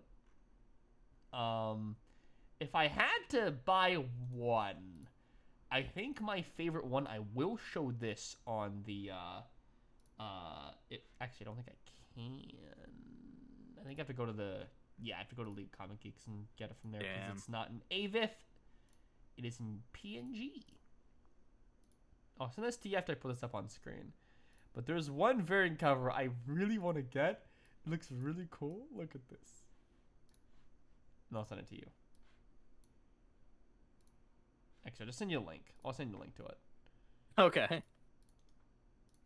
But this variant cover that I see, it is by George Corona. Very nice looking cover. Got a red background. Got him drawn really cool. Looks very, very nice. But it is $7. It is 48 pages. Oh, it's 7 for Carsac variants, but like $6 for the actual like issue, which is fine. And it's coming out in August. But yeah, real excited for this one. I'm not really too familiar with Deadshot as a character, but hopefully we can see what he's like in this issue, because I've never read it here. Okay. Any more news? I guess there is more news. Not for new comics, really. There's one that I did get sent. I'm not sure I'm able to show this because, again, they don't like it being in PNG. It's in AVIF or whatever. But there is a JLA Avengers facsimile coming out soon, and it has Alex Ross covers, and I like Alex Ross, so that's really cool too. Yeah, I sent that to you. I was like, oh, this will be cool. Yes, it does look very, very cool. Let's get into the graphic novel reviews, because, oh man, I have things to say. I think I'll let you start, because I may get here for like 30 minutes on my end. Okay. Yeah, it probably is good for me to You start read off. a manga called X-Men Misfits. Yeah, the story behind this is that they teamed up with a company called Del Rey, which was already a manga producing company. I think they still do stuff today. But it was off the popularity of the X-Men manga that they had, but also the Mangaverse stuff. Like, there was a whole line of books where it was like Mangaverse Spider-Man, Mangaverse X-Men, Mangaverse Avengers, stuff like that. And they were like, what if we did more stuff? So they launched 2 different books. The first one I read was X-Men Misfits, and the other one was Wolverine Prodigal Son, but we're just going to be focusing on X-Men Misfits. This book centers around Kitty Pryde, and it's all about her being in this shoujo-esque scenario of being the only girl at the X Mansion.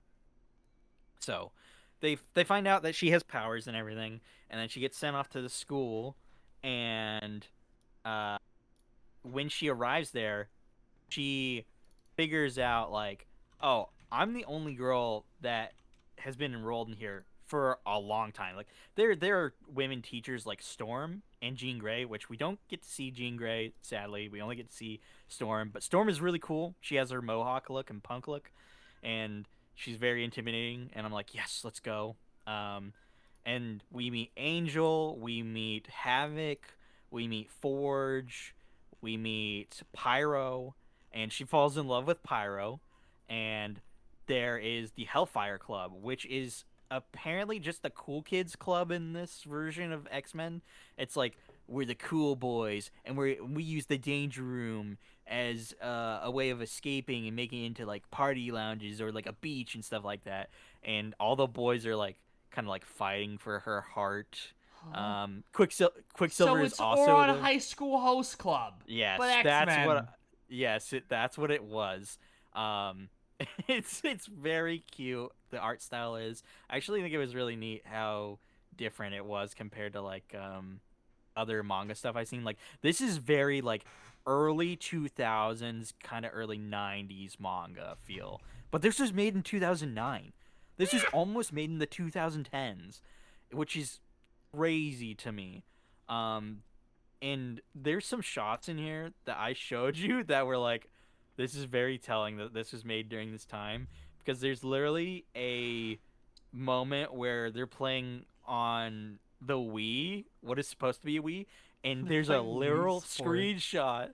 It's a literal screenshot composited behind like a drawing of a TV of Wii Sports. And she was like playing a DS too during this time. Like, man, it's What if she crazy. playing Nintendogs? Do you know what's weird to think What? about? What? This book is like 17 years old. Ugh. Crumbles, Right? crumbles I into know. I dust. know. I'm like, I'm old. No. I'm almost 30. What the fuck? But, I'm almost yeah, 30. it's crazy.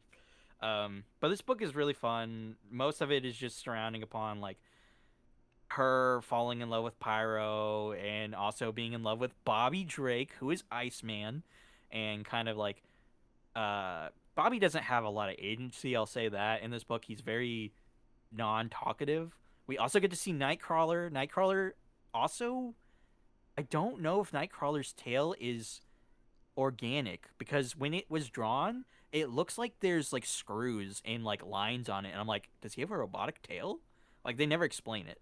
Right. But he's very pretty boy esque. There's a part where she goes to a kitchen, and like the middle of the night, and there's just some guy there. He doesn't talk, but he calls her like Mademoiselle, and I'm like, who is this? And it's not till the end of the book that I realized that that was Gambit, because he's playing fucking cards and shit. I was like, oh, that's Gambit. He does have cards, and this is his character. I also recognize And there's then a he and then he character. like and then he like is about to play his like biggest move in poker. And then he goes, "Oh, I'm about to make a name for myself." Oh my god. Like there's a character in the background of one of these shots, by the way, that looked like me. I sent it to you, I think. Or I was like, there's a character with a pompadour. I'm in this book. You are So every apparently, character with a pompadour now. I Are I you literally am. Josuke? Yeah, I mean that's who my character design's based off of. So I always got that. I'm different enough though. You're Space Um, Josuke. I am. But this book is really cute. The plot line of what happens is like she falls in love with Pyro, but Pyro starts to be kind of like a jerk. Like she starts to figure out this like boys club that she's part of is actually just a bunch of fucking assholes. Because there's a part where they're like, "Where is she? Where's she gone?" They're trying to like look for her. And they even like break into her room, and she like phases into the wall, and she's like, "Thank goodness I had my powers like for this, and I could control them." Like, damn, these are kind of like out of control and obsessed with me. Damn. And then uh eventually go to take this trip to New York, and they're supposed to only be going to this art museum, and then they start exploring the city. Her and Pyro do, and things get out of hand when the group meets up with like these mutant protesters. They start fighting them, and then Cyclops actually starts fighting his brother Havoc, which apparently they only share the name of being like brothers. They're not like actual brothers in this universe, from what Scott says. So they end up fighting. Havoc goes like out of control and almost goes like alpha level, or not alpha level, omega level mutant, with like how destructive his powers are. And by the way, there's differences to some of the characters in this. With Colossus, when he changes into a metal man, he turns into like a robot, which I thought was really cute. He's like a chunky robot. And then Beast is like this big bear. And then with uh with two of the characters, there are two like teacher characters. Magneto. Magneto actually recruited her to be part of the school. So he's not a bad guy yet in this universe, which I thought was really interesting. And then Xavier can walk. He's not in his chair yet.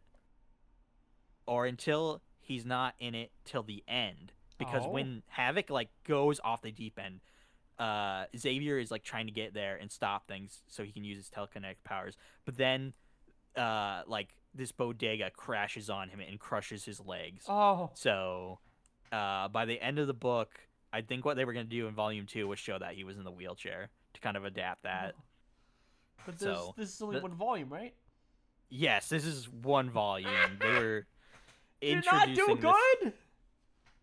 I don't know what happened. It got canceled. Both of these did, and I thought they were fine. I thought they were interesting deviations. Like, I think the art styles were fun, and I think it was an interesting way to be like, oh, this is the X-Men, but like, what if we did it like this from this girl's perspective? I will say, I don't like how kind of like clueless to how like Kitty is kind of clueless that Pyro is kind of like abusive in some like cases, because he's like very aggressive. There's a part where like the other boys are like, oh, like, come on, let's do this, and they're like being rough with her, and she's like, hey, are you gonna like do anything about this? And he's like, oh, they're just playing around.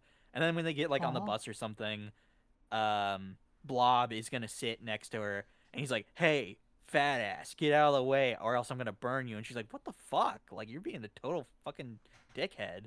Yeah. By the end of the book, I think she just breaks up with him, and she's about ready to go home. And by the way, they keep her being Jewish, which I really liked. I'm like, yes, cool. She's talking about Hanukkah, and she's like, I don't want to go back home though. Like, I used to love going back home, but I feel like more alone now that I've been around more mutants and stuff.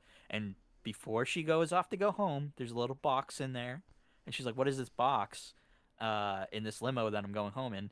She opens it up, and there's a little ice heart that Bobby made for her, and she's like, "Oh my No. god!" It's super cute. I guess this And is then before they had him be gay. yes, this was before the gay reveal, Interesting. because he was like very straight and everything beforehand. Like, there was no hints to him. I mean, besides the movie, there's a part where they make it like it's more of like an allegory of like, why can't you just not be a mutant and stuff like that. That's in the I movie. can't just not be a mutant. Yes, that's literally a line, which I was like, oh, that's great. But anyways, yeah, the book ends with her being like in love with Bobby, and I guess he had feelings for her too, because he was like, I kind of liked you, but you were Pyro's girl, but didn't really make any moves. But I wanted to see what happened next. There was going to be a bunch of stuff. There's a bunch of sketches that, by the way, that I found on the internet of characters that they were going to introduce that I'm going to send you, that you should show on the podcast here. Show on stream. Okay, sure. What do we got? What do we got? They were going to introduce characters such as, if I can find it here, I had them here. Just post them all at once. So they were going to do a tournament arc in the next one where there was going to be like a school sports festival, and I think they were going to introduce Jean Grey, Mystique. They were going to have Magneto finally have his like full suit, and there was Wolverine. All right, Wolverine so looks this so one, this one's clearly Wolverine. These are not the final pieces of art, by the way, is what it's saying. Interesting. These were just so it's like sketches that were up. Yeah, it's sketches. But So we I have think it's Wolverine. really interesting. We have Magneto, who looks like a Fire Emblem character. Looks like if Edelgard was a guy, which is really funny. It's very shoujo-esque. We have Mystique. She's, I believe, gay. I think She's bi. because she had a kid with the girl, and that kid is Nightcrawler. Yeah. But she's been in relationships with men, so she's bi. And then Or she's pan. She could be pan. this one is Jean Grey, the Phoenix. Ooh. So, Very nice. unfortunately, this never got like a sequel. I would have liked to have seen like at least one more volume out of each of these. Yeah. And it kind of sucks that we didn't get that. I don't know if it's just because the sales were bad. Like, all I could find in my research is that it was canceled, and I'm like, oh, that kind of stinks because people that were excited, like I was excited to see like more out of this material, and I had more to say about this shoujo one than the Wolverine one, and I think the Wolverine one also has some good art, and it's got like an interesting story. But at the same time, I'm like, I kind of was interested to see where the relationship with Bobby went. I wanted to see where like all these other boy Bobby. God dang it, Bobby! I'm gonna send you to that X-Men school. That boy ain't right. Anyways, enough about. And when he's on the boy, he raised some of his mutant powers. What? I didn't even understand what you just said right there. He's someone his mutant powers. That boy ain't right. He's shooting ice everywhere. That boy ain't right. He's shooting ice out his hands. That's He should be shooting propane. Yeah, I think that it was a very interesting take on the book. I would have liked to have seen more, but unfortunately we did not. Maybe with the popularization of like, the Ultimate X-Men book and stuff like that, where it was like more of a manga-esque stuff. Maybe someday we'll get like another thing of this. I mean, there's other manga that gets made, like the Deadpool manga and Spider-Man manga, which unfortunately, weirdly enough, that Spider-Man Fake Red manga, like, it wasn't popular enough to keep going. Like, they were gonna keep going with it, but it didn't. Damn. But we've had like several other Spider-Man manga after it, but they are very short-lived. So, well, now I'm about to fall into a rabbit hole. Now I'm about to fall into the biggest rabbit hole you ever fucking seen in your life. Yeah, you've gotten obsessed with this. The trans DC character rabbit hole, starting with Galaxy, the prettiest star. So, do you remember a few weeks back, we were talking about this one little comic called Justice League Intergalactic Special? And I was like, who is this dog? Who is Galaxy? I know Dreamer a little bit, but who are these characters? What the fuck? And then I go to my comic shop, and I'm like, ooh, there's this new book called Galaxy as the World Falls Down. Okay, sure. I saw that Galaxy girl in that one, Intergalactic special. Oh, buy this. So I go to the clerk, I'm like, hey, here's my haul, here's this. It's like, oh, you know that's a sequel to the book. And I'm like, do you have it? And it's like, yeah, let me check. Go to the back. I got it for you. And I'm like, hell yeah! And this is the book they got for me! So, this book is basically, so, it's a little complicated as to whether or not Galaxy is technically trans or not. In most instances, she is labeled as it, but her backstory is very strange. So, basically, she's part of this, like, race of creatures, race of aliens. And she was called, like, the Crown Galaxy. And she was, like, a princess of this alien race. Then these alien exterminators called the Vane show up and kind of genocide her race. And she's kind of the only one left. And she got sent to Earth. And I believe she either is with a foster family or the rest of her family is the same race as her, but they just choose not to reveal themselves. And she had to be put into a body of a teenage boy named Taylor. Do you get it? Because her original name was Taylor, and now it's Taylor, but a different name. So, she's in high school, but she's a he in this because he's disguised himself as a guy. So he's a guy named Taylor. He's got this friend, and he's like living his life, and he's playing basketball. But he's like, stuff doesn't feel right. Oh, I have this secret that I'm hiding. And so what? And he has this dog named Argus. So remember that robot dog in her Galactic Special? That was the dog that was sent to her, named Argus. Basically a robot dog protector person that like records everything she does and is sort of a protector dog. So one day she's on like this satellite dish thing, which she is sitting in the cover, and because it's where like the dog can't like see her because electromagnetic fields or something. And she sees this black teenage girl named Catherine, and she helps her out.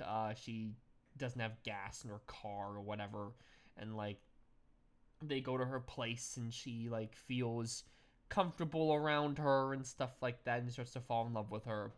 But at the same time, the character's like, oh, I need to like I need to be myself, and he steals this like gem, and this gem makes him into her again. So she's like the purple girl now, and she's like, oh, I'm myself, but I have to hide this from everyone. So she like tells Catherine. Catherine's like, you're an alien this entire time, and she's like, yes. What's really funny is that like the guy version of Taylor like tries to kiss her, and she's like, I'm not into guys, and he's like, I'm not a guy, and then reveals herself, and she's like, what the fuck? Oh my god. So like she's like, yeah, you gotta like reveal yourself, you gotta show yourself to the world, you can't be afraid of anything anymore. So it's this like half and half of like, yeah, I need to hide this to my parents about me revealing myself, because they know, but it's like, we don't want the world to know, or we'll have the Vane come and kill us. But also, she's like revealing herself to Kat, and like revealing herself a little more and more. And there's even like her friend, when she was a guy, and he was like, oh my god, yeah, there's this like hot alien babe, that's really cool. There's even a point where like the friend's like, oh yeah, you can trust me about anything, and Taylor's like, yeah, well, what if I was an alien the entire time? What about that? He's like, yeah, I wouldn't care. And then later on, she reveals herself, and the guy wants nothing to do with her. It's really it's really sad. But it ends with like Taylor finally revealing herself, and like she doesn't want to live as like a guy anymore. She wants to like be her true princess alien girl self now. And she like wants to go to homecoming with like with Kat, and Kat asks Taylor, and Taylor's like, yes, I'll go to homecoming with you, and they do make out. And then like the school is like, yeah, so you're like fully out as the alien girl. No, we're gonna kick you out. Everyone hates you. You're kicked out. We were gonna kick out your dad. We were gonna fire your dad, but we pulled some strings. So get the fuck out. And Taylor's like, why is everyone hating me for being who I am? And she thinks about like destroying the school, like razing it to the ground. He's like, no, I don't want to do that. That would prove their point, basically. Mm-hmm. She has powers of like seeing the internal energy of things, and she does fly later on in the next book, but she doesn't know how to fly in this book. She's like, I could fly, I just don't really know how to really do that. But it ends with like it's like them going to like the homecoming dance or whatever, and they try to get in, and the teacher's like, I knew you were gonna pull this shit, trying to get in here, just the two of you. I'm not letting you in here. And I'm trying to pull up the yeah, she's like, oh, you have to go home. And Taylor's like, no. What are you gonna do? Force your way in? Set me on fire with your laser eyes? I don't have laser eyes. Your alien tentacles then, whatever. You would like that, wouldn't you? You want nothing more than for me to actually be the monster you're so afraid of, to truly be the cause of all the disruption you were so worried about. And the teacher's like really scared because she's like kind of floating off the ground, like she has like sparks in her eyes. And the teacher's like, now, let's settle down. You can't come to the dance, so you might as well go. Just go. And Taylor's like, what do you think you have in that gym behind you? What do you think you're protecting? What makes you think you have anything I want? I know exactly what you are. I can see what you're made of, clear as day. But you have no idea what I'm capable of. You need to relax. Let me help out with that. And he relaxes his bowels and he pees his pants and runs away. Oh my god. And Kat's like, did you just make the principal literally piss his pants? And he's like, maybe. Not to be cut out to be a superhero, my ass. That's awesome. But, they decide, oh, we're not going to go with the homecoming. We're just going to dance out in the field and make out. And then it just ends. That's kind of it. It's like, what happened? So, this is where we get in the rabbit hole, because shit gets complicated from here. So, the Intergalactic special takes place after all of the young adult novels. So, you know those like DC young adult novels of like the Raven and Mr. Miracle, but he's like a black teen, which I do want to read at some point, and like a bunch of other characters. Well, this is part of it. Yes. Galaxy was originally a young adult, like, character. She was only in these, like, young adult books. Then, Jadzia Axelrod, who was the main creator and writer of Galaxy, who was also trans, I follow her in Blue Sky, she wrote a Hawk Girl mini, a 6-issue mini called Hawk Girl Once Upon a Galaxy. It's a Galaxy book disguised as a Hawk Girl book, basically. That's what I've heard. But the it's basically Galaxy moves into Metropolis. She goes to A-Town with Kat. So they are presumed to be living there with Argus, because Argus like, yeah, I'll fucking come with you or whatever. So we have her in that book, right? But Nicole Haynes, who is the actress behind Dreamer, wrote her own book called Bad Dreams, a Dreamer search I will be reviewing next week. Now, Galaxy appears in that book. They meet, right? And I was gonna eventually read it, but when I was reading As the World... I read it basically immediately after the previous story, because I was like, it ends right there? Oh, I need to read more! Yeah. So, I read more, and I was like, wait, Dreamer's already in this.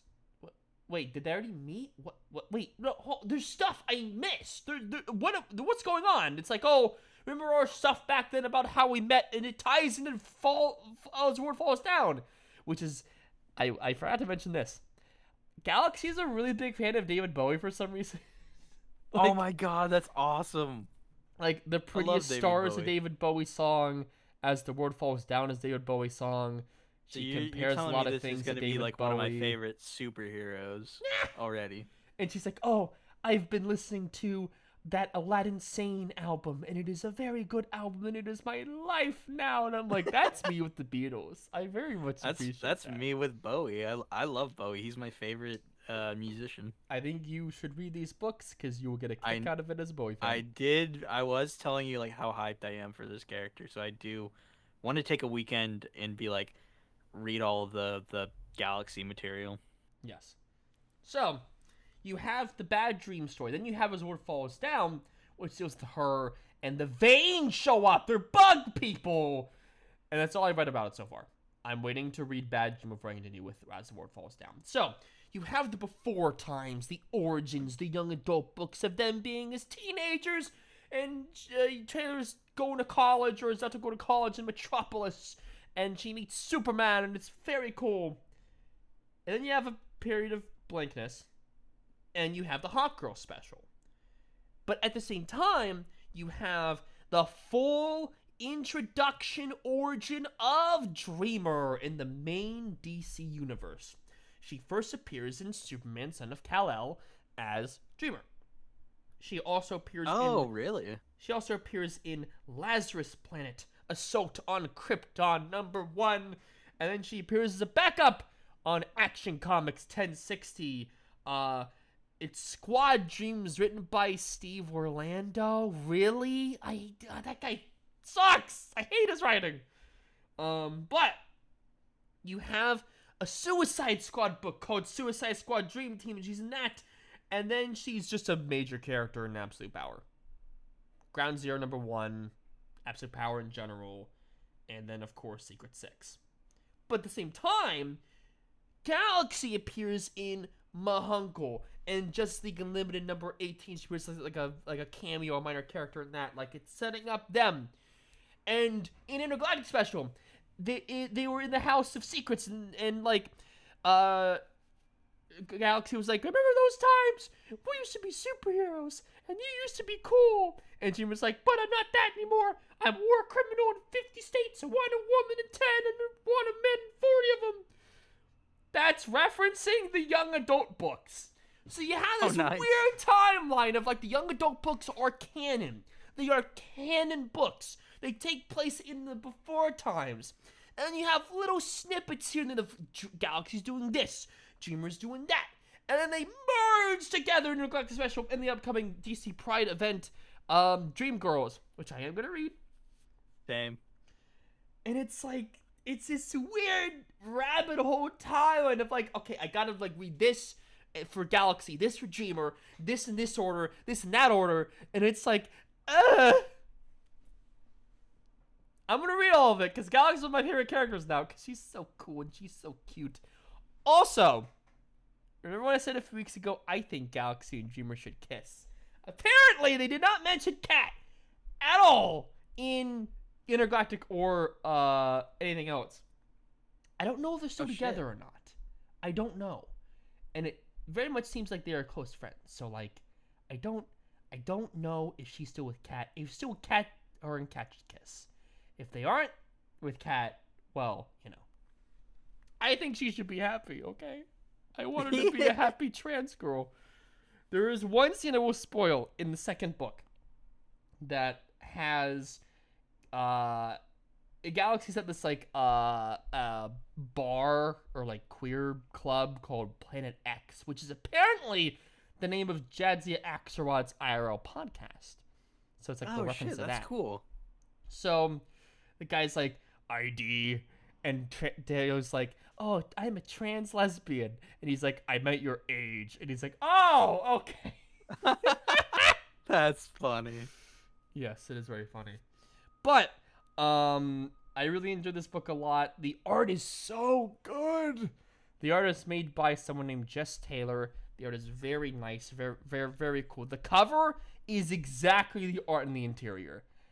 And then they changed the art in the second book to have the same art as the Bad Dreams book. I wish they brought Jess Taylor back, because Jess Taylor was a really good artist. It had this like, someone described it as cozy autumn color vibes, and I very much agree with that. Yeah, that kind of goes with that. But yes, I really enjoyed this. Next week I will be talking about Bad Dream, a Dreamer story, and we will see what happens there. Hell yeah. I'm excited. I'm excited to hear what happens next. You need to read them. I will. I'll get to them eventually. I have my own reading that I do, though. Gladly, I'm kind of like, I'm ahead a bit with, you know, my stuff, because there's only 2 books I had to read. I'll give you a list of all of the Galaxy and Dreamer books they got before Dream Girls, because it seems like a lot of it is going to be very, very important to the to the series. Okay. Yeah, I'll be interested to see what all I have to read. We have more news though of some superhero stuff. There was the announcement of season 3, like there was a trailer, I should say, not an announcement, but there was a trailer for season 3 of My Adventures with Superman. And this season looks like they are dealing with a reign of Superman type threat. So we're getting Superboy and we're getting Cyborg Superman in this season. No Steel? And I believe I haven't seen Steel yet. He might show up, which might be cool to see. But I think they're heavily taking influence from, and this is what I heard, these are people's theories, that this is going to be like the android arc from Dragon Ball Z, and that Cyborg Superman is like one of these androids from the future that's gonna try and like kill them, and Superboy is supposed to be like Trunks, and he is supposed to be the son of Superman and Lois, and that's why he looks the way he does. So that's what I'm hearing. And I'm like, that'll be kind of interesting to see what they do with that. Also, they have new suits. Him and Supergirl do. There's new threats. There's Giganta. I think, I think Jimmy is dating Giganta, or I think he's going on a date with her, and they might have to fight Jimmy her. is dating so many supervillain girls. It's very funny. Like he was in It that is. one girl from the Williamson Superman run. Yeah, it's crazy how many people like go for Jimmy. Yeah. He's irresistible, and I love that that was depicted in the Superman movie. That people just love, like the ladies just love him. But I'm interested to see what they do with that series. We need to watch the first and second season though, because I have not seen any of it. And then for other news, Devil Dinosaur is now in Marvel Rivals, I think as of today. And then we also got a trailer which had Cyclops fighting a bunch of Alchemex people. Because I think this is supposed to be Cyclops from the year 2099, and he goes to save Luna, Luna Lafayette. I think that's her name, and that is Moon Girl. So we have Moon Girl is also in the Marvel Rivals universe. She Is won't that be is a that the same playable one with character. Devil Dinosaur? Yes, she's the, like, they're psychically linked, her and Devil Dinosaur. Oh yeah. She's also supposed to be like one of the smartest characters in the Marvel universe, and I think smarter than Reed Richards too, which is I've kind of cool. heard very good things about her show. Same, which is another show we should watch. We just need to have a section of the show where we watch a show, like a few episodes of it, and then give our thoughts. I think Fucking that would be neat. Supergirl. I need Yeah, to. I need to well, watch. we need to watch the Dreamer the, episodes. yeah, she starts in season 4 and is basically a major character in the rest of it, which is really interesting. Damn. We might just have to watch a compilation of like all the things of Dreamer from that, because that'd be a lot of episodes to watch. Well, that's a little bit But, of time. It's fine. We're gonna watch all of it yeah. once. I'll have to play as Devil Dinosaur sometime this weekend and see how he is. But from the trailer, he looks he's the biggest character in that game. I'm sure of it. He is huge. So Huge. I'm excited to play as him. And then Marvel finally revealed more of the Midnight universe that they're trying to go for, and it's more I don't like it. body horror. So I talked about this with They're the embracing cover. more of a horror aspect for this. I talked this with the cover. So Marvel was the first one in the modern, like, past few years to make their own, like, alternate universe imprint in a while, right? Yes. They with made alternate universe, a And bunch it of different made books. booms. DC was like, shit, our rival company is doing an alternate universe imprint. We gotta make our own.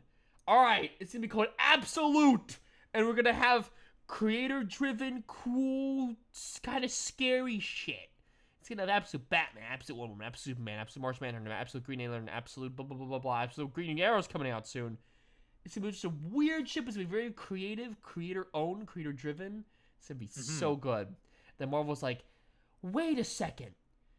People aren't reading Absolute books for the creator-driven stuff. They're reading it for the body horror. All right, shut down the universe. Make her kill everyone or something. Let's make Midnight's now. It's gonna have body body horror shit, and it's like, what the fuck? Yeah, it's Cause not okay, looking promising. stop me. You've heard this before. Okay, a Spider-Man story. Okay, where he becomes Man Spider.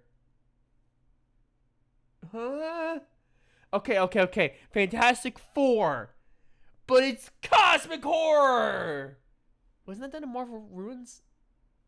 And then That's what I was telling you. I was like, X-Men, but it's Jonathan Hickman writing it because he wrote that one thing from Ultimate. Bring him in here. He needs more work. And he also wrote X-Men, the Krakoa stuff.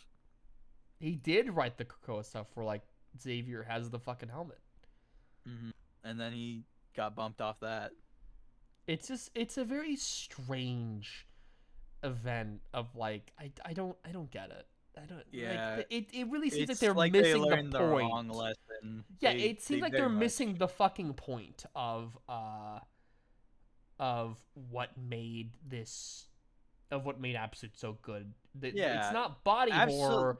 It's more of like they are in such a desperate situation for the heroes, like to become who they are. Like things have been flipped, things have been like changed. It's not just like Batman's fighting monsters. It's like Batman is facing a crisis of the fact that he was made by the villains. He was not rich. He's had like so much shit happen to him. Like it's like a real life person, where you're getting hit by shit all the time, and that's what it's Batman like is right now. DC's intention with Absolute is like we want to strip our characters down to our bare essentials and have them see what they do in various creative environments. Marvel being like, they made because body horror. Do that. Yeah, It's awful. and I'm just hate like, it. I hope, maybe it's better than what we're thinking. I'm not but reading who any of it. knows? I will give each issue a chance. I'll read issue 1 of each thing, and if I don't like it, I'll be like, it's not for me. And that's it. That's all I'll contribute to it. Yeah, I'm not. If that's how it is. But if I hear roars of like, actually, this is really good, I'll be like, okay, let me give it a shot. So that's how I'll kind of like measure it. But other than that, I think there's one last thing that we need to talk about, and that's the fact that a huge comic pirating site, like where people read, shut down or was shut down for a while. We went to go check it. It actually still is. No, up it's and not on. anymore. No, I checked it today. It is. Oh. Yeah. Because you sent it to me, but on my phone it wouldn't go. But then I went to go to it today, and it was up. So either they brought it back up, which I'm like, yeah, that kind of checks out. That like these sites will have like well, backups or something. it's the Hydra situation where it's like if you cut the head of one pirate site, 5 more fucking pop up. Yeah, and this kind of like popped up a conversation on Blue Sky with a creator talking about how people kind of need to start, and not just readers, but like the people giving books. They need to start giving it to like places where people are interested in like comics, maybe some libraries and stuff like that, or maybe people should start going to the library or looking into programs where you can read. I mean, like, that's a how I huge read amount one of the latest Radiant Black issues because Mhm. it wasn't anywhere. I had to go to the fucking like Hoopla.